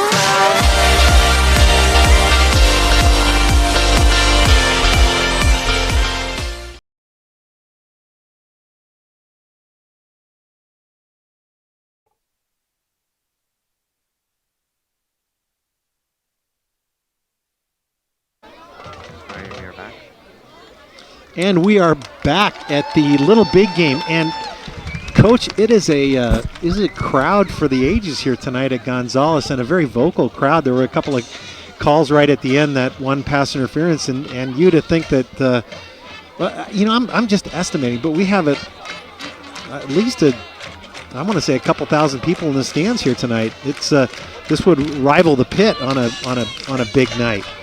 So Gonzales fans very enthusiastic, and we're taking a look at the halftime show as it wraps up, as the Gonzales players come back on the field. And, we were talking at the halftime just about the importance that a coach like Art Berlanga can make in a program like Greenfield or like Gonzales. Yeah, no, I mean, it's standing room only, basically. I mean, we're up in the stands ourselves, mixing it up with the locals, and they've been great. There's a huge crowd standing about 3 people deep by the concession stands, and everybody's getting excited, and the band is playing, and the scene is really a quintessential, big game Friday night football under the lights in the Central Valley. Sure, and as we finish up the marching band, a couple of scores looking around. These are halftime scores. Monterey was down by a point to Pacific Grove. Looked like PG playing great defense and finding a little mojo, and Monterey looking for theirs. St. Francis was up 49-27 over San Lorenzo Valley. Greenfield coming alive, 27-7 over Marina at halftime. Christopher down to Palma. Looked like Palma was 41-0 over Christopher at the half. Seaside has yet to put a point on the board. Salinas 35-0 over at Seaside tonight. And Alisal just scoring before the half to make that game 14-7. Monte Vista Christian 14, Alisal 7. So we may have a few more scores as we go along. And I'll tell you, they're just right in front of me. Here's a player from the 1974, 1975 Gonzales teams, the storied teams. I think they run 4 or 5 league championships back to back. And those were the glory years of Gonzales football. I believe one of those guys owes me a new knee somewhere. If we could send him this bill. Yeah, well, it's a sweet Letterman's jacket, I'll tell you that. It is. We had the pleasure of playing down here against Gonzales during those years, and they were great teams, great sportsmen, and those games were kind of like tonight. A lot of ground. It was you're running to pass in those games. Yeah, no, it's back then it was under center.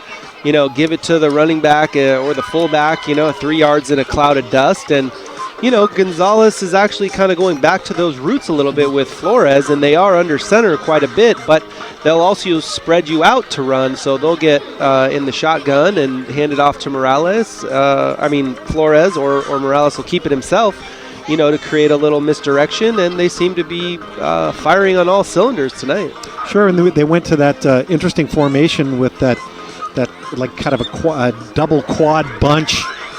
Yeah, yeah, no, they keep the center in the middle of the field, but then they put the guards and the tackles about 20 yards away from the center, and then they've got a receiver on the outside, so they have themselves covered with 7 men on the line of scrimmage. But it is definitely an odd look for the defense, which they have to adjust to. So in that case, basically, your quarterback is really just kind of counting numbers, isn't that what he's doing? Yeah, that's a huge part of it. I mean, it depends on how much responsibility the coach wants to give the quarterback, but yes, that's absolutely a numbers counting game where if they don't adjust to that spread formation, the quarterback has the option to throw it to either side where they have an advantage. And Gonzales really showing a lot of life this year. 6-0 against the 3-3 King City Mustangs. And King City, what a great tradition of football. I always thought that the Friday night games down in King City were some of the best games. They great fans. Mac Villanueva always puts together a very competitive team, and when you play a team that's coached by Villanueva or Art Berlanga or his brother Frankie when Frankie was at Soledad, who's moved on now, built a great program there. It's going to be a classy game. I mean, you're going to play hard, but these kids are they're talked to all the time about competing with integrity, with class, keeping their heads high, and fighting hard. Yeah, no, I mean, you can tell it's a hotly contested game on both sides because of this rivalry. But at the same time, I think, they're trying to keep their emotions in check to a certain extent and play clean, and you don't want to commit any costly penalties that are going to, eventually cost your team the game. I mean, everybody wants to win, and if you commit more mistakes and more penalties, you're putting yourself behind the 8 ball. If you have any questions, most certainly. Well, with the clock ticking down at halftime, there's about 2 minutes left before we kick off for the second half. We're going to take a short break here, and we will be right back to start the second half of the Little Big Game in Gonzales. With dinner to follow at 6:30. I was physically at school, but my mind wasn't at school. I had problems at home. So when I met Narnese, she started helping me a little bit, like, Nia, I don't know what you're doing, but your future is more important. She's my strength. Just a friendly reminder for your own safety and the safety. It takes a village to help somebody get their diploma. It changes your whole life. Thank you. Find free adult education classes near you at finishyourdiploma.org.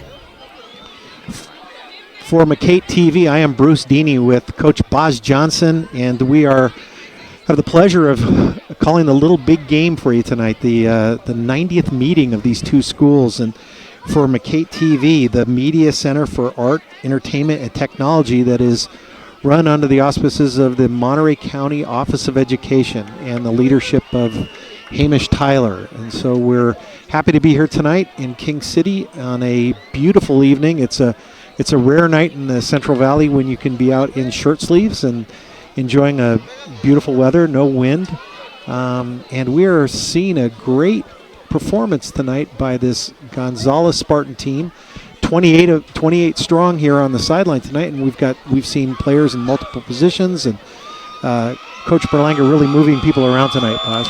Yeah, well, Flores is the chess piece, and they want to put Morales under center. They want to hand it off to Flores. They want to put Morales in the shotgun, hand it off to Flores. They're going to put Flores in motion, throw it to him. So he's the key or the fuel that's going to drive the engine for Gonzales.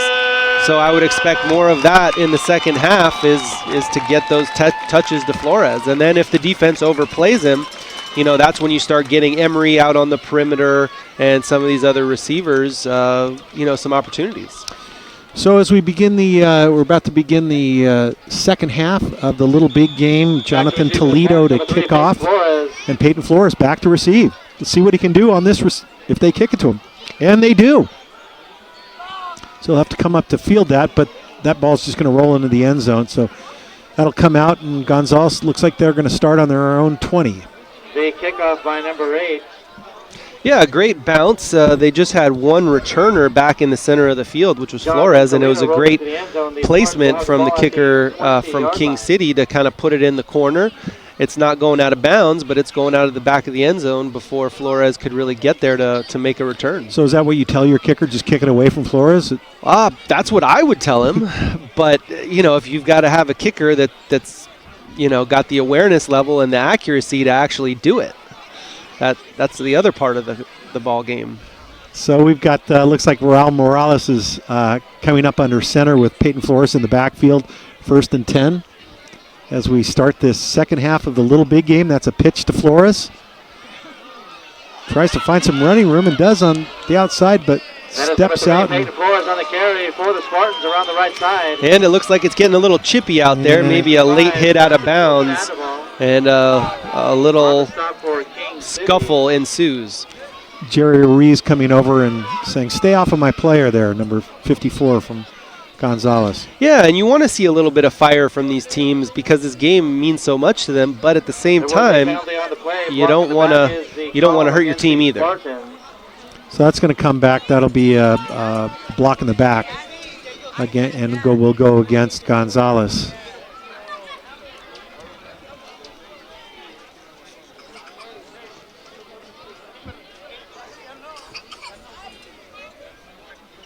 So as that play comes back, looks like it's going to be right back to the original line. No, they're going to mark it off now, yeah. So they've got to come back 10 yards to, it'll be 1st and 20. So Gonzales starting a little deeper in their own territory. Yeah, and starting at your own 10-yard line, you're really pinned back in your own territory. You don't want to take too many risks here, but it'll be interesting to see what kind of play call we have. Well, that's just a gift to Flores, who maybe gets 5 yards. Yeah, I don't know. Didn't seem like there was much room there, and he's going to be the first one to break a tackle and bust through the hole, but maybe he picks up a couple there. Yeah, not much. So as we start the second half, that's going to be about 2nd and 19 or 20 yards here. That sounds about right.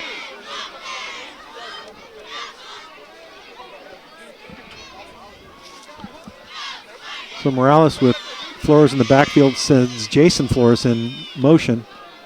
And he's looking to throw here. And he's got a receiver. He's got number 11, Emery, over there.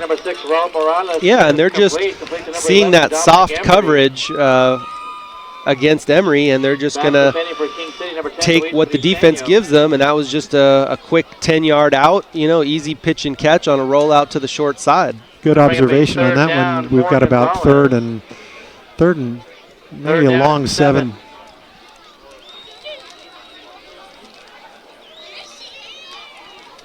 So Morales under center here.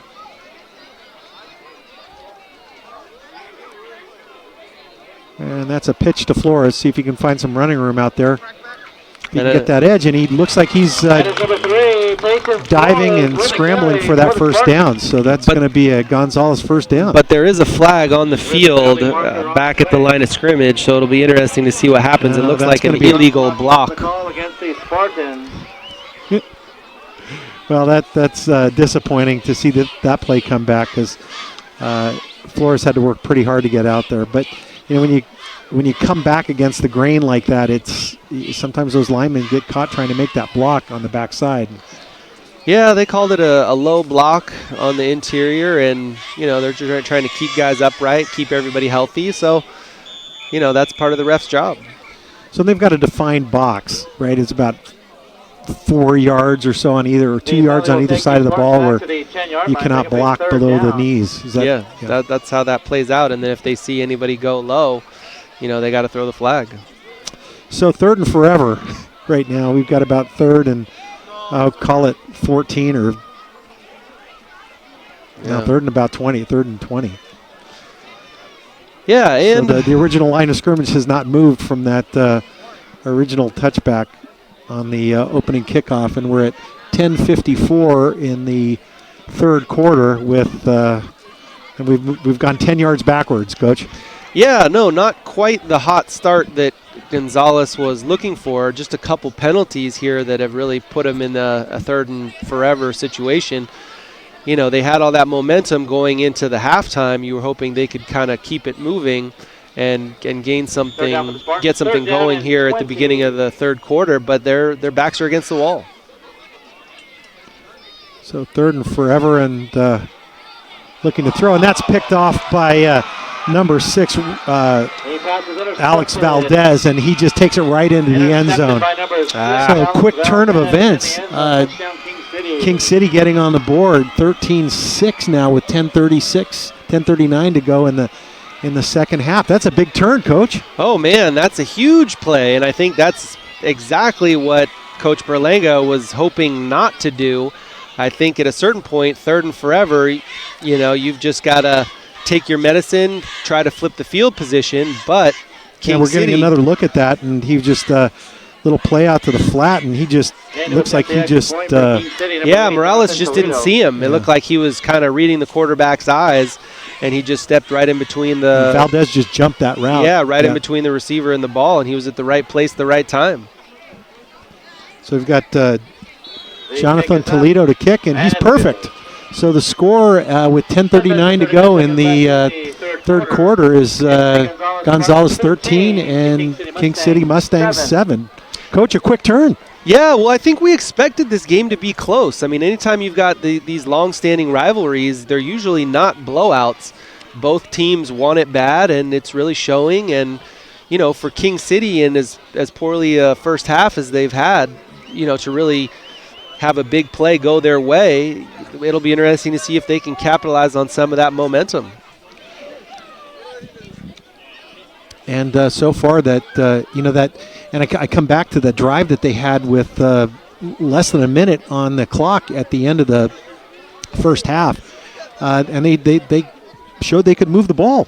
Yeah, no, you're trying to get a little mojo. You're trying to find some magic, and at the end of the first half, they strung a couple plays together, and they've turned that into a little momentum here in the third quarter with that pick 6. So Toledo to kick off. Back to receive for the Spartans, number 3, Peyton Flores. With Gonzales up 13-7 over King City. And Toledo looks like he's going to try to kick it away from Flores, and Flores lets it go back into the end zone, and that'll come out to the 20 again. Yeah, and Gonzales back on offense. So this is kind of like 51st date so far in the second half for Gonzales. They're back out at their 20-yard line and hope they can move the ball. They went backwards last time. You're not supposed to do that, Art. Yeah, I think they're just, trying to find their footing, trying to find their rhythm, and hopefully, they can get something going here, move the chains a little bit, keep hold of that ball, and gain some advantage with the time of possession.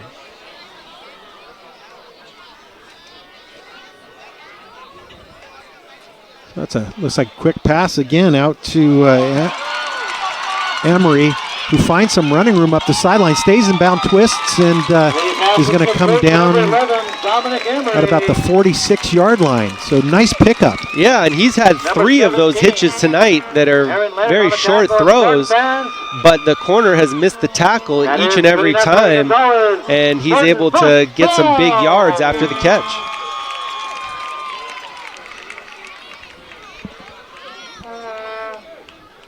So Gonzales acting quickly here out of the shotgun again, and that's that little read. That's to Flores, who finds some running room outside and takes it up. He's got the first down, is still on his feet, and looks like he's going to be brought down by the 30-yard line. Yeah, well, Peyton Flores is electric, and when he gets a little space, he's hard to take down in the open field, and, a big pickup there. And I'll tell you what, you've got 1, 2, 3. There were 4 of the offensive linemen for Gonzales out there blocking for him. Yeah, well, you got to play until the whistle. You don't just stop blocking your man when the ball goes by you. You got to keep on him. But that's a sign of a mature team, and to get those guys down, still fighting for every yard. Yeah, and a well-coached team. Sure, they did not stop playing. So we may have a little timeout here.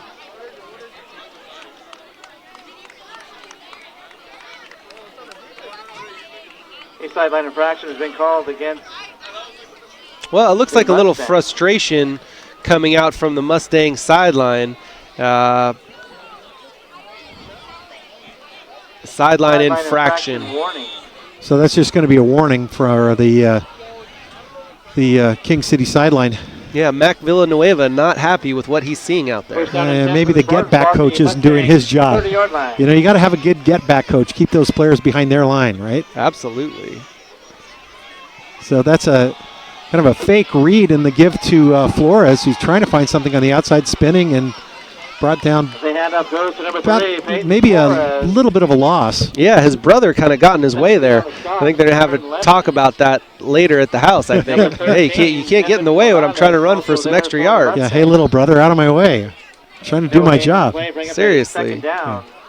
So, second down and 10. So it's same 10 yards. They're still working here.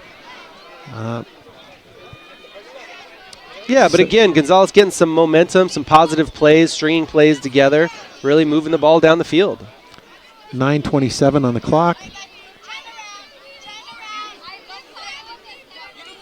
And that's fake quick pass and the give to Flores, spinning there, and looks like he's going to be brought down about the 16-yard line. That'll be another first down. Absolutely. Give it to Flores. Tackled by number 7, Isaiah Gonzales. He has been impressive tonight. Correction, number 17, Aaron Leonard. So in that case, they faked that little read. Yeah, no, I think it's just a little misdirection. They're trying to give the defense, make them think they're going one way, and then boom, give it to Flores, take a little attention off of him. Good ball control by Morales there at quarterback, who gives this one to Flores and straight up the middle, and he's fighting for a couple of yards, but it looks like he's going to pick up about 8 yards on that play. Yeah, and it seems like Gonzales is really starting to control the game on the ground, and historically, King City's run defense has been very good, and I'm actually surprised with how well Gonzales is running the football. They're really getting a great push from their offensive line. Well, they got off Gonzales got a great double team on the interior defensive lineman Juan Acosta, so they blocked down on him and created some space for Flores. And that's going to be a give to Cisneros, who takes it around for the Gonzales touchdown. Yeah, no. Frankie Leon Cisneros. He can come up and make a tough stop on defense. He's a heck of a kicker, and he just takes it in from. He took the jet sweep all the way to the house on that one, and he had the speed to get the corner.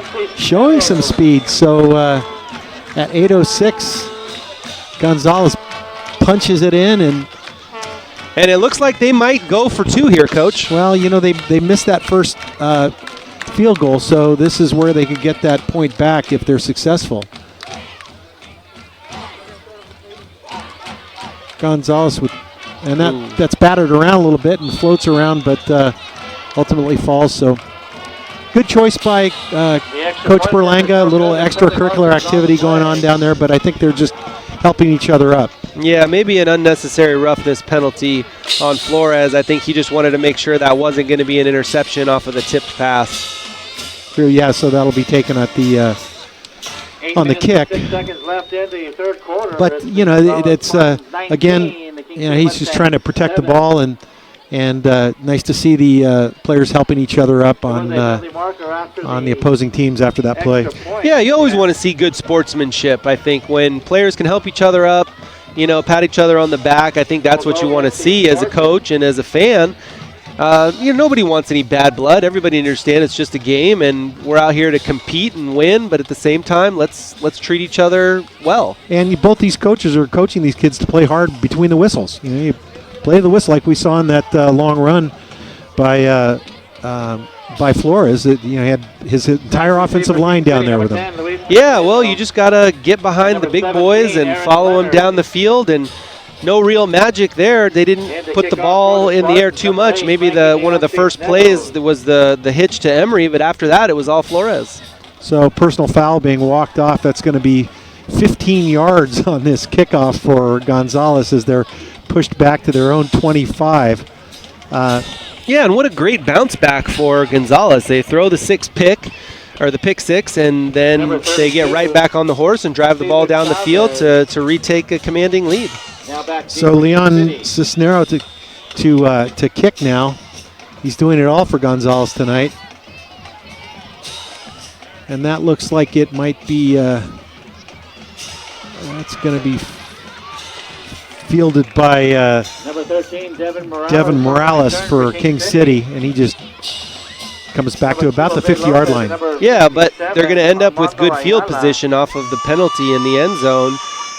They're on the other side of the 50 with a little bit of, momentum and a lot of options in the playbook. And all the adrenaline of a big game. So King City really hasn't gone too deeply in their playbook tonight, Coach. No, I would have thought they'd have taken some deep shots. It seems like the corners for Gonzales are really playing tight press coverage. You think at a certain point they've got to take a deep shot. So that's a give up the middle to Valdez. And not much, if anything. Maybe he gets back to the line of scrimmage. And Michael Rosas was on the stop and made a really secure tackle for no gain. Loss of a yard on the play. Bring up a second down for King City. Second down and 11. So King City looking for some way to engage Oliveros in their scheme tonight. If they can get him the ball. He's got a little room over here on the near side.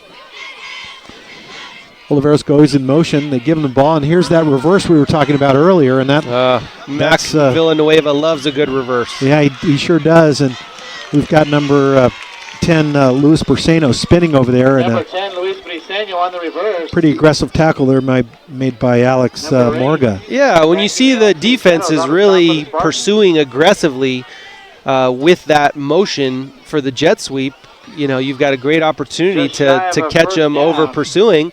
And you get the reverse coming back the other way. Now they're in a great spot of 3rd and short. The whole playbook's open here. Sure, and this is when you kind of love to have that big left tackle and that stout offensive line at King City. So we're going to try to just go up the right side, and looks like they got that first down. And 6 on the carry, Alex maybe a little bit more. That's Valdez, and he looks like he picks up about 3 yards, and that's good enough for a first down.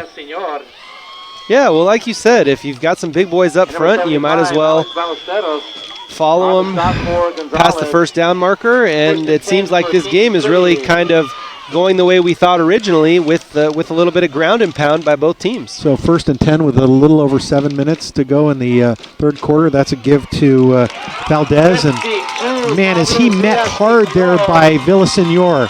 And that just goes to show that why a couple of Division I programs are looking at him right now. Oh, yeah. Pablo Villasenor, he's like the enforcer in the middle. Man. He's controlling the trenches and making big plays. I like the way he's got it going tonight. You draft him? Oh, yeah. Absolutely. So now King City's found themselves backed up second and about 13, 14 yards here. Mendez looking finds Gonzales, finds Isaiah Gonzales. Pass is complete to number 7, Isaiah Gonzales. For a short gain there, and Peyton Flores, not number just, 3, Peyton Flores on the stop. toting the rock around the field here. He's coming up making big plays on defense as well. Sure. We got a couple of yards on that, King City did, and they're still looking at a 13, 14 yards to go for King City. So a long way to go. 5:50 in the third quarter. Yeah, and still you've got the press corners for Gonzales. They're really daring King City to take a deep shot. Sure they are. Look, and you've got Mendez in the backfield, and that looks like that's just going to be a Mac just doesn't like what he sees, the matchup, so he's going to call a timeout. So with 5:35 to go in the the third quarter, it is 19 to 7. Gonzales on top, and we will be right back. When I was your age, I was just like you, fascinated by stars.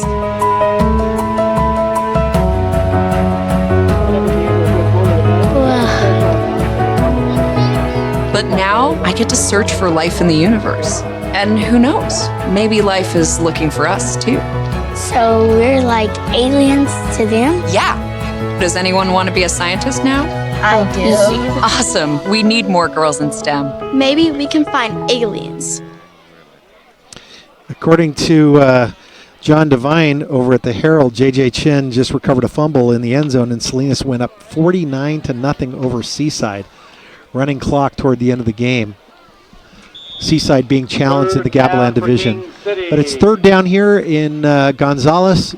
King City looking to move the ball, and that's a swing pass out to Oliveros, who's trying to fight for running room, just can't find either. There's a flag on the field, and there's a lot of laundry on the field tonight, Coach. Yeah, but, the refs' arms are going to be sore tomorrow after throwing all these flags on the field. But I think it might have been a block in the back, and it's another case of the refs just wanting to keep the kids and the game itself safe. So we'll see what the call is. Coach, just looking around the league, that flag's going to get waved off, but in the late in the third quarter, Pacific Grove still clinging to a 7-6 lead over Monterey. Wow, Monterey scored 38 points last week against this King City defense, so that is a lot tighter than expected. So King City certainly punching above their weight tonight. Oh, Pacific Grove is got it going. So it looks like Villanueva sending in his punt team. So we'll have Toledo punting. Yeah, well, we've got a shift here, Coach. So this is a great spot for a fake. They're on the other side of the 50. They're moving guys around. So we'll see, and they're looking maybe for a signal from the sideline. Yeah, Gonzales is on red alert here. So he gets off a pretty good kick and a nice bounce. So Flores having to just watch that one as it's touched down there by Villasenor. Yeah, and I guess King City didn't get the numbers advantage they were hoping for on the shift, so they just decided to kick it away, but a great directional punt, and it took an awesome bounce, and it's down on the 5, and again, Gonzales is pinned back, and you know, King City's deciding to play field position. If they can get a stop here, they'll get the ball back. So let's see. The last time Gonzales was backed up this far, we had a pick 6. So we've got Gonzales backed up on their own 5. Quick pass. And the pass is complete to number 11, Dominic. Emery's having a great game. Emery, that same play. It's that hitch again, and again another missed tackle in space by King City, and showing some versatility, moving the ball around. Yeah, and King City's making a switch at that position, bringing number 12 into the game, and 13 is out. We got a little diamond formation over here on the near side.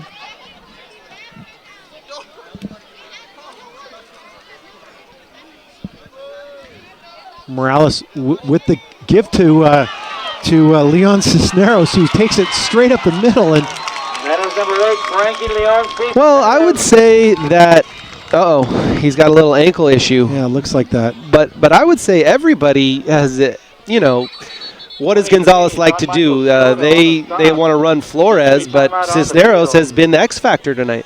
So hopefully that's just a cramp, and we're going to take a little break and be right back after this message.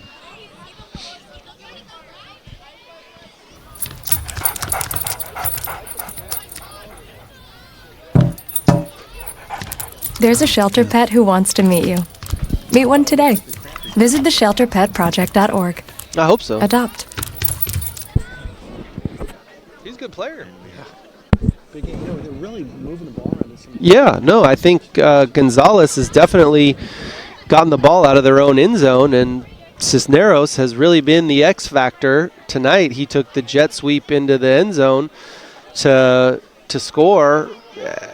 Earlier this quarter, and they're just continuing to get him the ball, and it seems like there's so much attention to Flores that Emery's getting a lot of opportunities, and Cisneros is getting a lot of opportunities, and they're capitalizing on the touches they're getting. Sure, they're taking some time for the injury, but looks like it is just a cramp, so Cisneros should be back out up and off the field pretty soon and should be back out there, but Art Berlanga sure showing versatility with this Gonzales squad. He's fielded 29 players tonight, and moving players around, doing a great job. And Frankie Leon Cisneros is walking off the field on his own volition, and he'll have a little Gatorade and be back out there hopefully soon.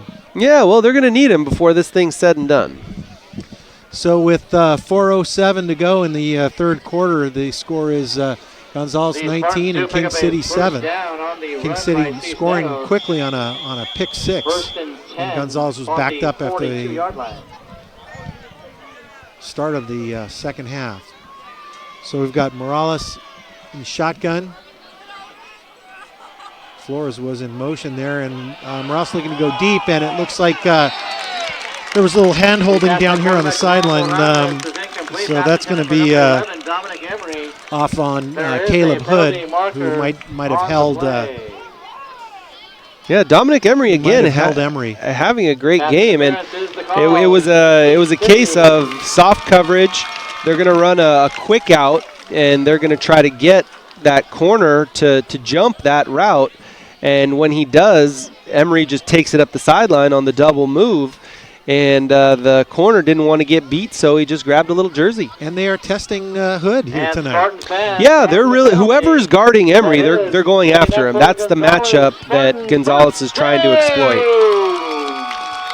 And King City with a height advantage over here, but they're still trying that little bit of soft coverage too. Yeah, well, they're going to try to jump the short stuff, but when they do, Gonzales will go with a double move as they've shown on that last play. 1st and 10 from the 45. 3:48 in the third quarter. Got Flores in motion, and that's a fake to Flores and a give to Peyton Flores. So a fake to Jason and a give to Peyton. The handoff goes to number 3, Peyton Flores. A little mix-up going on down there, and hopefully they can nip that in the bud.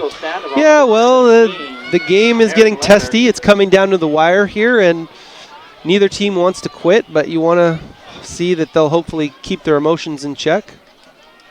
And we've got somebody down in the King City defensive backfield. And that looks like it's going to be number 8, Jonathan Toledo. It's a little after the play. So Coach Villanueva attending to him, and it looks like he's going to walk off on his own volition. So we'll get right back to play here.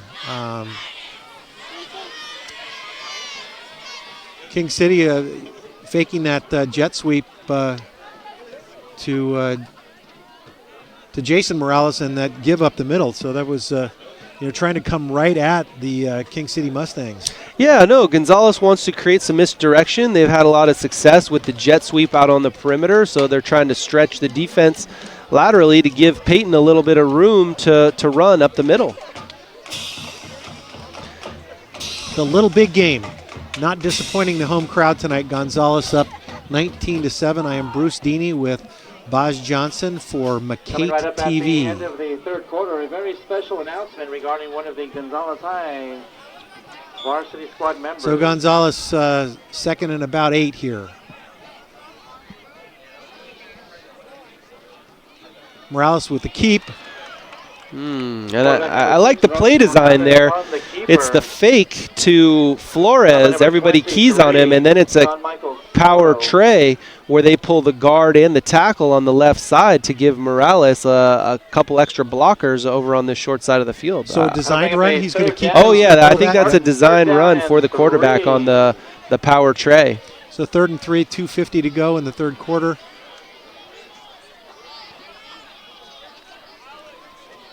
Morales with the give to Flores, who fights he gets the first down and then some. It picked up about 8 yards on the play, and so that's going to be Gonzales at their own 30 now. Yeah, and King City just made a big adjustment there. They're playing no free safety in the deep middle of the field. They brought everybody up to stop the run on that play, but on that short down and distance, Flores was able to push the pile and get the first down. So it looks like they brought in that is good enough for Gonzales. Spartan first down. Irvin Vergara in for Toledo at the free safety spot. And Jose Lopez in at running back for Flores, who came out a little bit gimpy. So 1st and 10, and that might have been Villasenor who moved on that. Start against Gonzales. One of the few mistakes that the Gonzales offensive line has made tonight. Yeah, Gonzales' offensive line has really controlled this whole game. Morales has had time to throw every time he's wanted to throw, and Flores has had room to run all night. So, kudos to the O-line for Gonzales.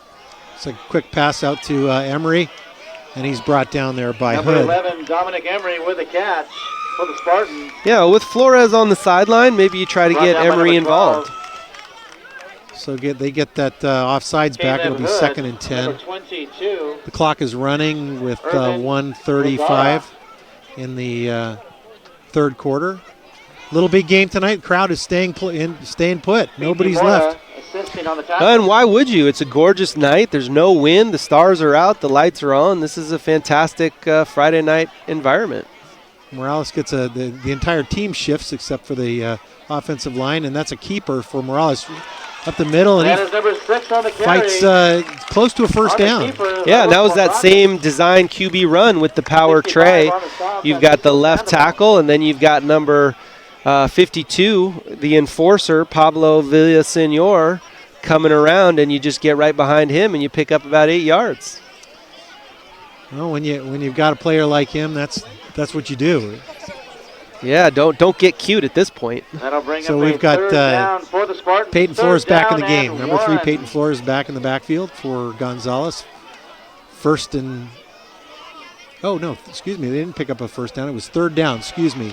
So they pick up the first down now. That's a Emery. pass to Emery, and steps out of bounds, and it's a first down for pass. Gonzales. That is Yeah, they good must for be Gonzales. scared of his speed because they're giving him real soft coverage, and they're making another personnel change on his side of the field. They're going back to Oliveros, who they think is their best athlete defensively on the perimeter to cover Emery. And that almost becomes a run play too. If you're able to pick up 2-3 yards, on a quick pass like that, you do that all day long. Oh yeah, people think you can only control the ball with the run, but really you can control it with the pass. Give to Jason Flores, who picks up a Number 10, few Jason yards Flores there, on the carry. and that's going to be 2nd and probably Stop by about number 7 10, yards. Luis Briceño.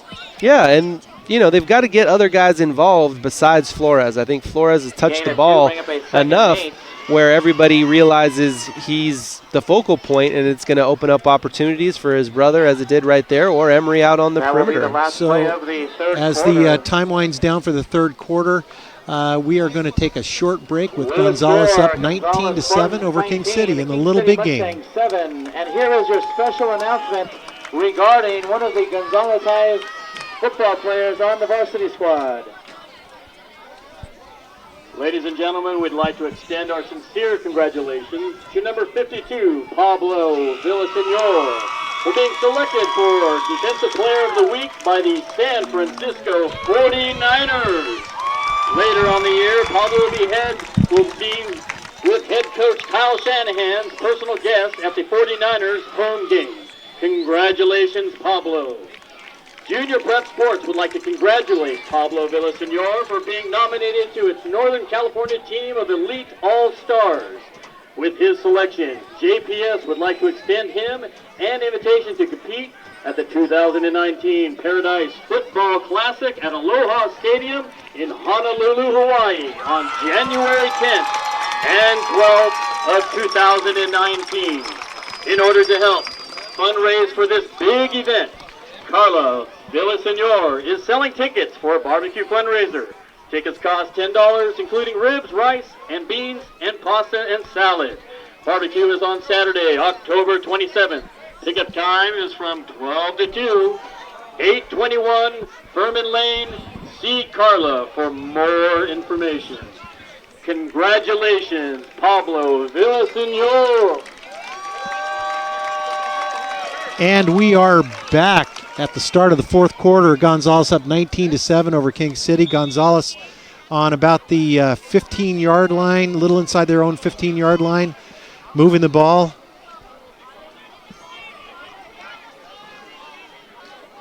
And that's a give to, I think we had a new back in there. That did not look like, oh yes it was. That was Peyton Flores on that. But it looks like they're going to be in 3rd and long here in the red zone. So if Coach Berlanga's got a play call he's been keeping in his back pocket, this is the time to use it. So 2 down territory here probably because they're deep inside their own territory, but but still they've got plenty of room to convert on third down, and faking a quick toss, and that's the give to Flores, looking for running room and can't find much. Well, it just depends on how they feel about Cisneros' leg, and it looks like he's coming out, and they're going to try a field goal, and the ball's going to be spotted on about the 10-yard line in the left hash. Fourth down for the Spartans.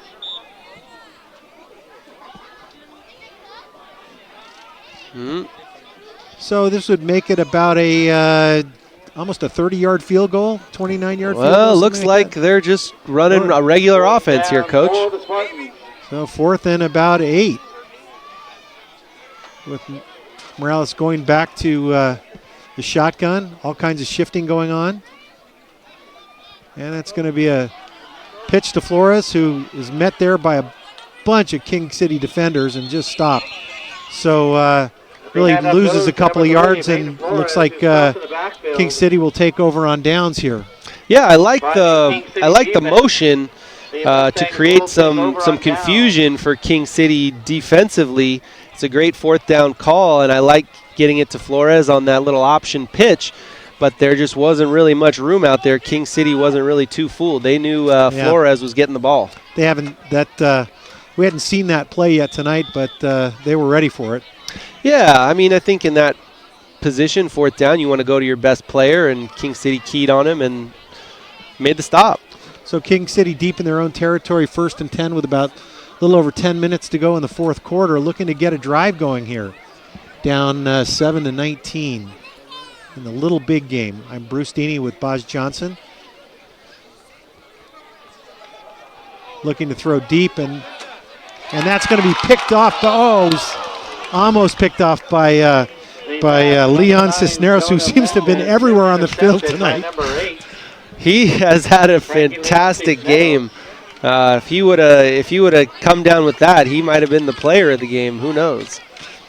But still, he's in the right place at the right time with the tight man-to-man coverage. But you know, King City had to take a shot on that press coverage on the outside at some point if they're going to get back in it. Yeah, they probably need to keep trying that.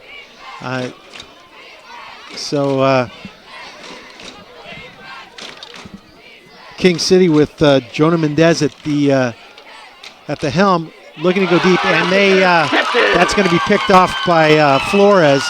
Peyton Flores on the pick there, coming up from his free safety spot, and that's just right back in the red territory. Gonzales will take over at their own 10-yard line, up 19-7.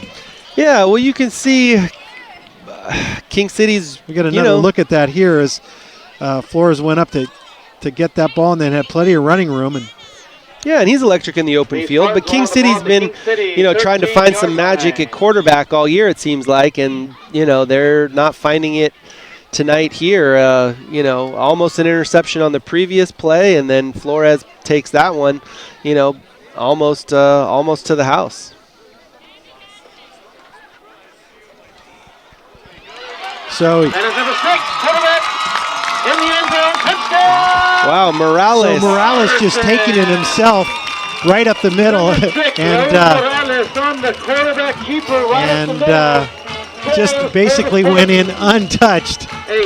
Yeah, what a great play design. Morales up the middle for the score, and I think Gonzales has about one hand on that megaphone that's sitting in the end zone right now. Oh my goodness. So Gonzales with 10 minutes to go, taking a commanding lead here. Cisneros in the kick. At this point, Gonzales just content with the 1 point. Yeah, I think there's no need to get cute here. Take the points, and you've got a big lead, and now you've got to milk the clock a little bit, and you've got the perfect player to do that with Flores. And then hopefully your defense can keep the big plays to a minimum and come out here with the megaphone for the first time in 14 years. I think this is big. This is big. I think we'll see a very excited crowd as Cisneros to kick, and that is through the uprights. So it is with 10 minutes to go in the 4th quarter. Gonzales has taken a commanding lead, 26-7. We will be right back after this quick message. It appears these hot ashes are about to be dumped, which could possibly start a wildfire. How will Smokey deal with such a hot situation? The garden hose defense. Next, a thorough stir. Then another spray. And finally, feeling if the ashes are cool. Oh, yeah. Ah, yes, the selfie. A ritual practiced so frequently with this tribe, but not so much by Smokey Bear. Only you can prevent wildfires.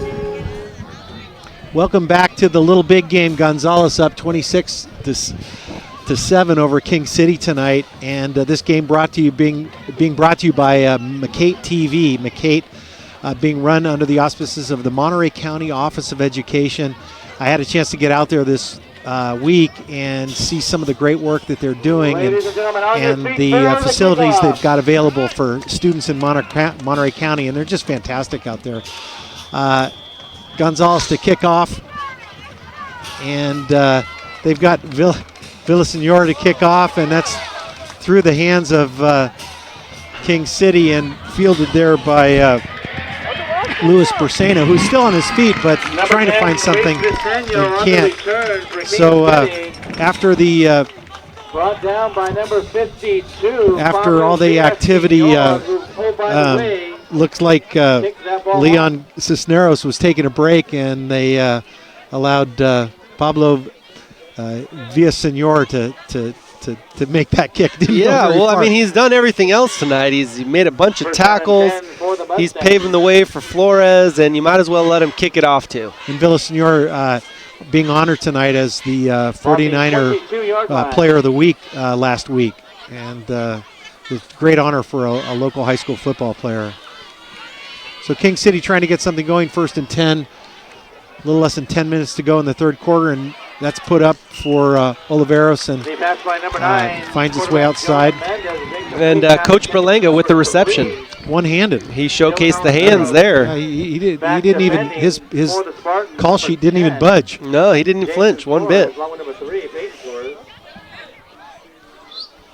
But it does look like Gonzales is trying to get a couple extra players into the game who don't normally get any reps or as many reps. So it'll be interesting to see if they can still hold the screws down to the King City offense, which they've really done all night. The only score King City's had is on that pick six when they were on defense. Sure, and the King City trying to put something together here in the fourth quarter, 2nd and 10. And that's a give to Oliveros, who's trying to find an edge there and is brought down by Cisneros. Number 3 on the carry. He seems to be everywhere. I know. If we had to pick a player of the game at this point, he's right at the top of the list. Yeah, he's been everywhere on the field. So 3rd and long, 3rd and about 7. 9 minutes and 37 seconds to play in the fourth quarter here at the Little Big Game, and this crowd everyone has stayed tonight to watch King City. That's a great tribute to the King City, or the Gonzales football program, and what Coach Berlanga is doing down here in a very short period of time. Yeah, year 2, taking over a program, getting a big crowd out here like this on a rivalry game. It's a testament to the work he's done. So Mendez looking to throw the ball. It's a screen pass up the middle, and it's fielded there by Oliveros, and he gets he picks up a couple yards. King City trying a little bit of everything, and a pretty well executed screen then. Yeah, not too bad. I think they were looking for a couple extra yards, obviously, but now they've got to figure out, hey, is it that point in the game where we got to go for it on 4th down in our own territory to try to get something going, or do we just kick the ball away and try to play for field position? Well, with 9 minutes left, I think Coach Villanueva needs to think about this one. So with Gonzales up 26-7 at 9 minutes to go in the fourth quarter, we're going to take a short break and be right back.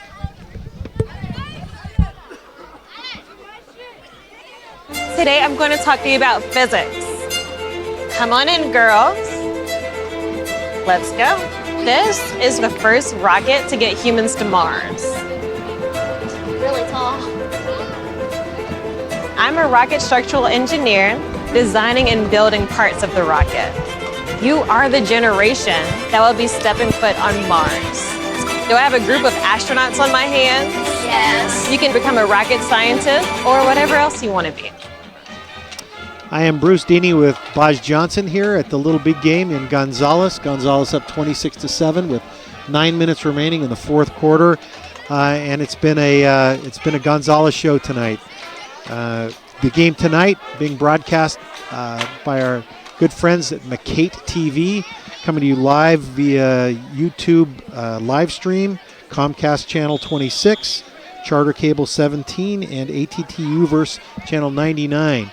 So we've got Oliveras back in at quarterback and is just met by Villasenor, and that looks like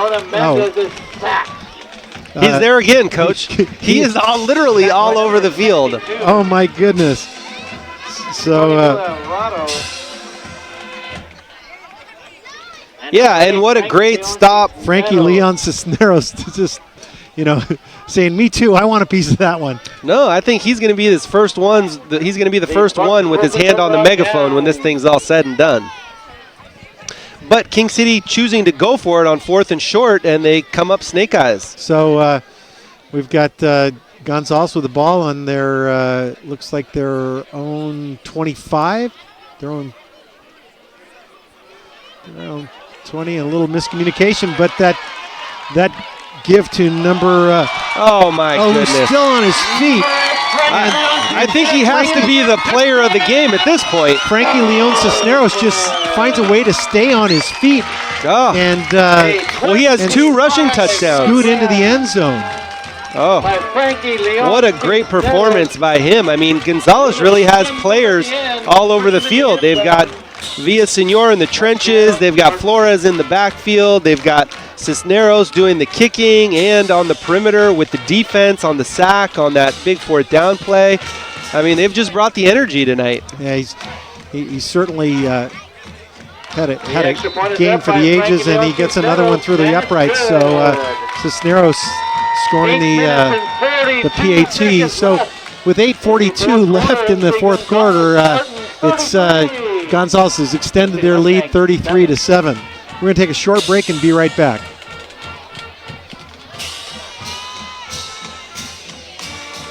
I'm Marcos Cabrera at McCate. We're developing journalists to bring you the facts and keep you informed. Here at MCAETtv, we are helping young professionals carve out their career paths. We are working side by side with students, performing real-world marketing, sales, design, and so much more. Here at MCAETtv, as students, we are being guided in the production of relevant content delivered especially for you. We're being trained as journalists to bring you the facts and to keep you informed. At MCAETtv, we are being assisted as young professionals to carve out our career paths. Professionals work with us every day, teaching us game design and animation. MCAETtv is growing and expanding. We need more quality content from local students. For more information about MCAETtv and how your school can be a part of the Mission Trails Digital Media Network, contact Hamish Tyler at 784-4190. And we are back live with the Gonzales kickoff in the fourth quarter. Fielded there by number 17, Aaron Leonard with a return Shea Martin, for the Mustangs. or Aaron Leonard, excuse me, number 17, Aaron number 10 Leonard. on the stop, Jason Flores.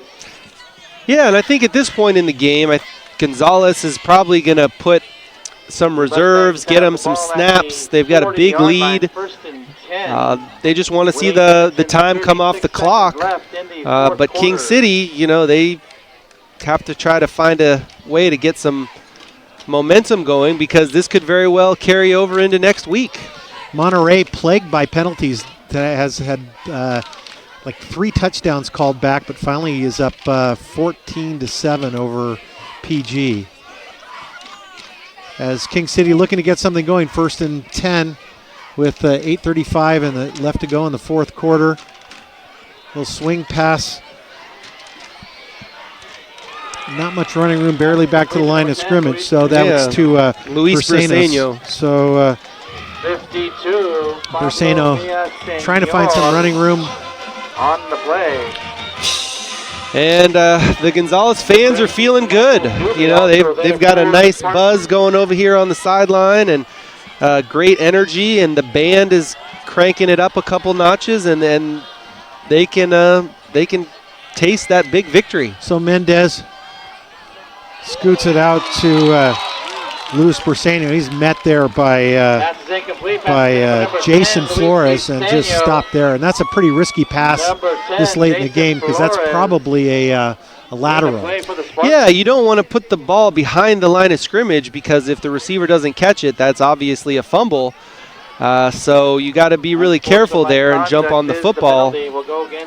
So this is a definitely an advantage for King City as they get unsportsmanlike conduct penalty against Gonzales, and that'll move the ball 15 yards and be an automatic first down.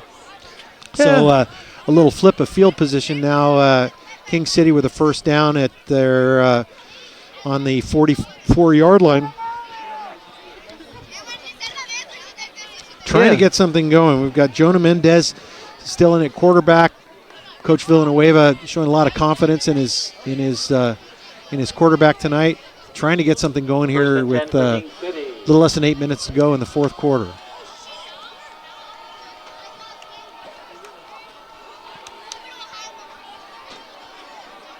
So airing it out a little bit, and that very nearly picked off by Josh Mendoza. Yeah, and it seems like Gonzales is really stuck with the same defensive look all game. They haven't really made any adjustments, and King City hasn't really done anything to make them adjust, but they've been playing those press corners all game with a single high safety. Flores controlling the middle of the field, and they just really haven't been able to create any separation with those outside receivers on any of those deep passes. Second down and 10 for the Mustangs. So Mendez back in shotgun. Second and long, a little less than 8 minutes to go. So looking to throw the ball downfield. He's got a receiver, a little pushing and shoving going on, but that ball's going to fall incomplete. Yeah, Flores with a great play. He was reading the eyes of the quarterback, and he's got the speed to get across the field and tip that ball away.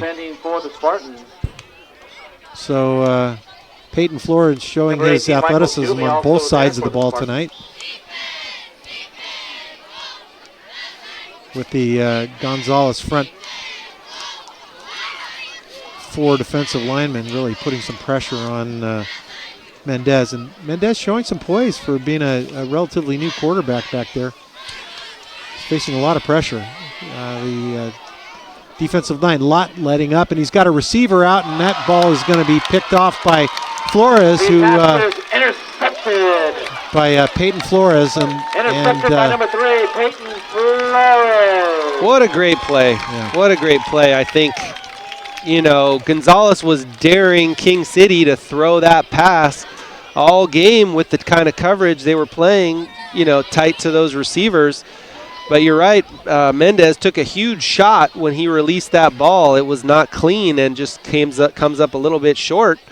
And Peyton there to take advantage, Peyton Flores there to take advantage of the errant throw. So a terrific performance so far on both sides of the ball by Gonzales. Not disappointing, a packed home crowd tonight. And, and nobody's leaving early. No, that when you haven't won the megaphone in 14 years, you're going to stay till the end. So that's just a give straight up the middle to Flores, who battles for a couple of yards, and I think he picks up about 3 or 4 yards. Yeah, if you're Gonzales, you got the big lead, 33-7. You don't need to do anything tricky. You just want to see the clock run. You're going to wait till the last moment to snap the ball, really milk it for all it's worth, and try to get out of here. So keep the ball in the, between the sidelines and let the clock run at this point. Is that Berlanga's strategy here? Yeah, I think you don't want to run out of bounds. You want to keep the ball in play. And you want to give it to somebody you trust as far as ball security goes, so don't be surprised if Flores gets a couple carries to close it out here. So Morales looking to swing pass over to Alex Morga. Pass is complete to number 1, Alex Morga. Well, number 10 on the stop. There's a reason why Berlanga has called such a great game here tonight. He's seeing the whole field and really taking what the defense is giving him, and you had some soft coverage on Morga. And they were going to Emery earlier, and now it's Morgan's turn to do a little damage in the pass game. And it looks like you've got Devin Morales, number 13, in the game for King City, again with a little soft coverage. So we'll see if and this is just a designed run where Morales takes it up Morales on the keeper. straight up, and looks like that's going to be a first down for Gonzales, moving the chains. Yeah, they've really had great rhythm offensively. They're able to string plays together, keep drives moving, and really control the clock and put them in good positions ahead of the chains where they've got the full playbook at their disposal. They've very rarely been in second and long or third and long. So with the clock running at 5:45, it's Gonzales up 33-7. First and 10, Gonzales on their own about 18-yard line. That's a give to Flores, and he's off tackle looking for running room and forced out of bounds. Number 3, at about the it's going to be about the 26-yard line. Yeah, get it to Flores. So that'll stop the clock at 5:32. Down at the 25-yard line. Bring up a second down and 3. So looks like they've got about 3 to go for a first down. So second and 3. A lot that you can use in your playbook now as an OC, but they're probably keeping it on the ground here, Coach. You would think so, but they're getting the soft coverage out on number 13, and that's Morga with the catch. So Morga with a straight arm and finds some running room again off that soft coverage. And yeah, well, I think looks like they're picking on that left corner. Well, offensively, in the run game, you like what's going on, but you're always looking for opportunities in the pass game. And you're looking for matchups. You're looking for a matchup that you want to take advantage of as an offensive coach, and they're finding those matchups that they like, and they're really able to exploit them. So that's a give, and not much running room for Flores there. No, I think everybody knew that was coming. But, again, don't be surprised. Obviously, Berlanga's looking to be aggressive even at this late stage in the game, and so if they get the coverage they're looking for, they're gonna take their chances. Our officiating crew tonight, Jim O'Neill is the head referee, and the umpire Mike Jimenez. You've got the head line judge is Jack Burgess with the Robert Rodriguez and Jamie Warren as the back judge. So a pretty experienced officiating team out there calling the game tonight, and that's going to be faking that jet sweep, but Morales just trying to get back to the line of scrimmage. 33 on the so that keeps the clock running, but presents a long third down here. Yeah, and maybe it's a draw play to Flores if you want to play it conservative, or there's a matchup that you like with Emery or Morga. I mean, it just depends on how aggressive you want to be at this junction of the game. So you've got Jose Lopez in the backfield with Morales and Flores. Or Flores going into more of a slot position there. Looking to exploit that coverage on the near side of the field. Passes incomplete. To Morga. Number 1, Alex Morga. Yeah, it looked like a deep comeback by Morga to get on the other side of the sticks for the first down, but the throw was just a little bit high from Morales. And again, that's one of those situations where you're rolling to your left as a right-handed quarterback, and the throw is just a little off. That's not the first time he's done that tonight. So long pass here, even an interception at this point, deep in the territory. I think it's got to be the punt. It's the pooch punt here. It's got to be the pooch punt. Yeah, well, nobody back deep at all for King City,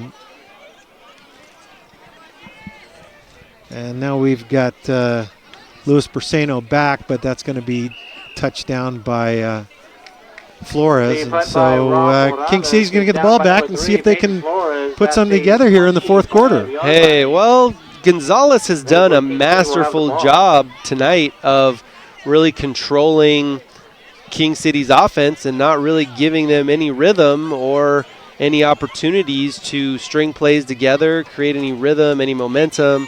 And, they've basically pitched a shutout, which is amazing. I I did not expect that, and I think Coach Berlenga has got to be extremely proud of his unit on that side of the ball. And King City really going to have to go back and do some woodshedding on the offense to try to put something together, figure out how they're going to move the ball for the last part of the season. And that ball's mishandled there, picked up, and it's got some running room. That's number 17 for King City, Aaron Leonard, who was able to pick up that fumble and found some running room. Yeah, that's one of those plays. It's just how you drew it up. You know, we're going to hand it off. You're going to put it off the turf. It's going to bounce right back to you, and then you're going to run for about 30 yards. That's when, as a coach, when you're leaning over to pick up your clipboard and you see that the player actually picked it up and ran with it. Yeah, and then there's that man again, Frankie Cisneros, with the shoestring tackle. Again, he's been everywhere tonight. Sure. And that's a handoff to Leonard, too. Aaron Leonard finding some running room. He's in the brought down with a good tackle there by Flores. Yeah, well, I think this is the point in the game where Gonzales is trying to get some extra guys in, and, you know, they're going to give up a couple plays, but the game is well within hand. But interesting to see who steps up late in the game. You know, Aaron Leonard just by, is able to put together a couple of strong plays, and maybe somebody they haven't keyed on, haven't seen yet. Yeah, absolutely. I mean, you're just looking for any opportunity that you can as a player to, hey, coach, I need the ball. And if you haven't got the ball all season and you get your opportunity, you got to make it count, and that's what he's doing right now. So we've got a little timeout on the field, and the score 33-7. It's been all Gonzales tonight. The Spartans are out on top, and we are broadcasting live for MCAETtv. My name is Bruce Deeney. I'm with Baj Johnson, and it's been an absolutely beautiful night here in Gonzales tonight. Unseasonably warm. We're shirt sleeve night. The crowd is at a great time. The crowd certainly helped Gonzales, and Art Berlanga and his Spartans have put on a good show. Yeah, great show, and it looks like they've put the first-string defensive line back in the game. They don't really want to let King City put any points on the board right here, so we'll see what happens. Aaron Leonard in the backfield for King City with, and now he goes more into a tailback with Mendez. And Mendez looking to throw. Quick little out there. And pass is complete to Luis Briseño. So Briseño just showing his athleticism, moving the ball around a little. Yeah, Briseño's kind of been one of the main receivers, if not the main receiver for King City all night. They're just trying to find opportunities for him to get the ball in space. And, you know, this close to the goal line, you know, he's... And Briseño and Oliveras, both playmakers. So. Yeah, they're trying to get the ball in space to their guys. So that's a give to Aaron Leonard, and showing powerful running. He's down to about the 5-yard line. Yeah, and big 52, Pablo Villaseñor was right in there. And you hate to see this happen at this point in the game. You don't want to have any injuries. And it looks like number 18, Michael Doobie, is down, but he's getting up quickly. He looks like he's going to be okay. Going to head off the field, and we've got Angel Zinga coming in for him. So King City on the move, a little late in the game, 2:28 to go. Gonzales up 33-7, but King City showing some athleticism here. Yeah, well, at this stage in the game, it's tough to really gauge how much success is what you're doing versus the personnel that has been in the game for Gonzales trying to get some extra guys reps. I think they've kind of made an adjustment to put the first-string guys back on the field for Gonzales. So we'll see what happens, and hopefully they can punch it in. But Coach Villanueva showing a lot of confidence in Mendez, looking to throw the ball, and unfortunately that's right in between the two people who could have made a difference. And, well, Briseños I think, Briseños is, again, who they're trying to target at this point in the game, and they think he has a matchup they can win, but Mendez has to put it in a spot to give him an opportunity to catch the ball. So 4th down, King City's going to go for it here, and they've got, at this point, nothing to lose. So a chance for Mendez to look for maybe Oliveras or Briseño, and Yeah, we got the man coverage across the board, so you got to find that matchup you like. So he's going to take it himself, and it looks like he has enough for a touchdown. So that's Jonah Mendez takes it in himself for a touchdown, King City. Yeah, well, if your quarterback can't find his receivers, sometimes he's just got to run it in. So finding the end zone. So Mendez finds the end zone with 2:16 left to go in the game. King City salvaging a nice drive there. Yeah, well, you want to create any positive momentum going into next week. Obviously, this game here has kind of been decided. But as they say, there's another game, coming up on the schedule, and you've got to get ready for it. And King City's got to do some soul searching and find out where their playmakers or who their playmakers are and how to get them the ball. King City going for 2. And we have a game next week, too. We will be at North Salinas versus Carmel, which will be in Rabobank Stadium. And King City, again, going for 2 here. Mendez trying to take himself, and a little pitch there, but nothing doing. He's still on his feet, but he's going to be stopped there by King City. So we're going to be at Rabobank Stadium next week watching visiting team Carmel take on North Salinas. And Carmel's been on a tear this year.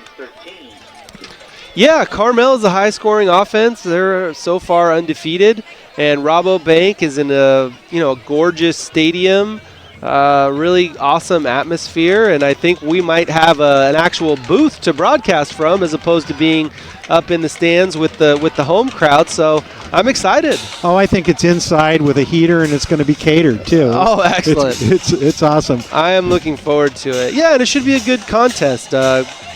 North Salinas has a new coaching staff this year, and so I'll be really excited to see what they've been up to and who they're going to try to get the ball to in order to create some plays against that tough Carmel defense. And I'd like to thank right now our team at MCAET and Joanne, who brought some food for the boys in the truck tonight. Matt and Dylan, thanks for doing a great job in the truck, and to our MCAET team and our team of interns and students from Millennium Charter School done a great job bringing you the Little Big Game, the game for the megaphone, which looks like it's going to be change hands for the first time in 14 years as King City kicks off a little squib kick that's going to be fielded there by number 2, Jose Lopez for Gonzales. So 2:14 left in the game. Gonzales takes over, and yeah, and they can taste it. They've got about 2 hands on that megaphone right now with 2 minutes left. And what an exciting time for Gonzales football. I mean, to be down recently in this series 14 years in a row, to finally come back and beat that crosstown rival, that's got to be a great feeling. So, Gonzales is going to probably try to keep the ball on the ground and keep the clock running as much as they possibly can here. Number 3, Peyton Flores on the carry. But that's Alex Villasenor for King City making the stop. Still playing hard on that King City defensive line. Yeah, it's a 4-quarter game.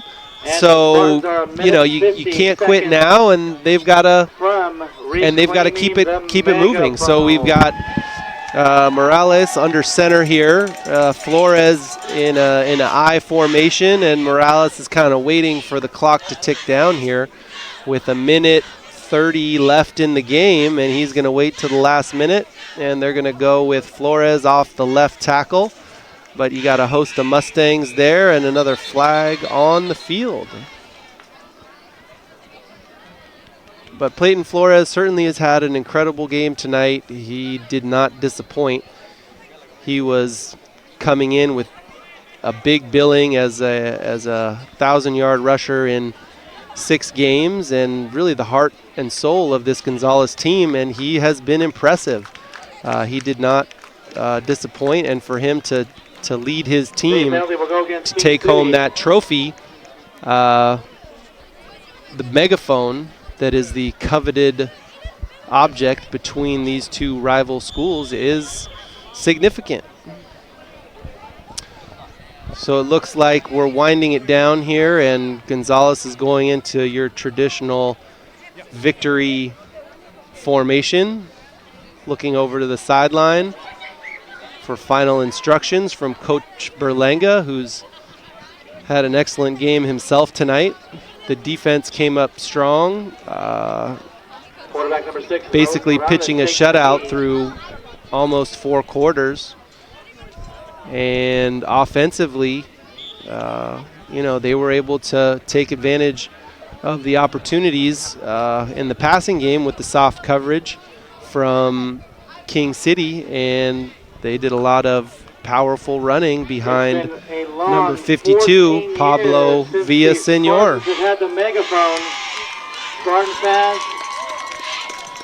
and the final seconds ticking down here. The crowd is starting to cheer, and the Gonzales players on the sideline are trying to amp up the fans.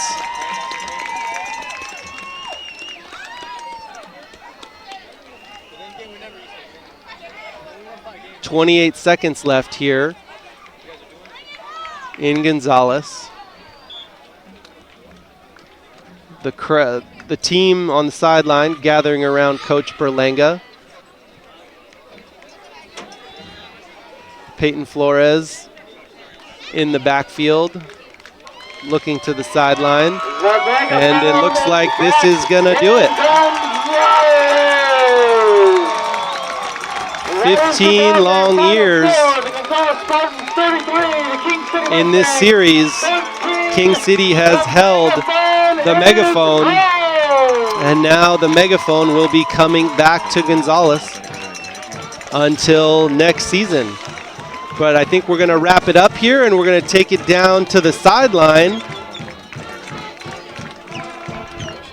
We're going to try to get Coach Berlanga for a sideline interview coming up. He's leading his team in a show of sportsmanship across the 50-yard line, where they're all shaking hands with the King City players and coaches, wishing them well, a safe bus ride back to King City.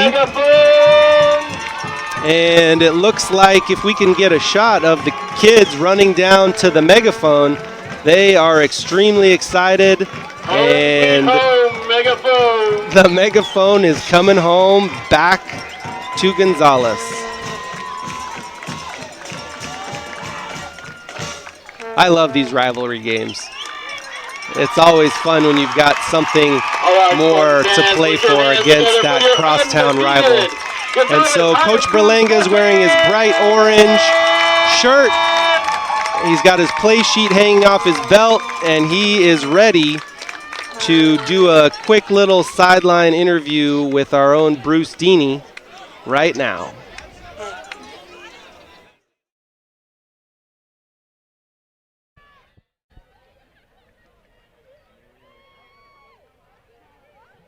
I'm Bruce Deeney here with Coach Art Berlanga. Art, congratulations, Coach. What a great win tonight. Thank you very much.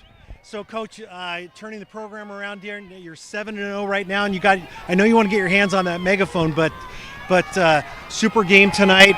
What about Cisneros? I mean, what kind of number 8? What yes, game he have? Frankie. He's got a lot of speed. He's strong. He's been one of kind of our sleeper kids as far as he doesn't really get much touches, but when he touches the ball, he's pretty electrifying.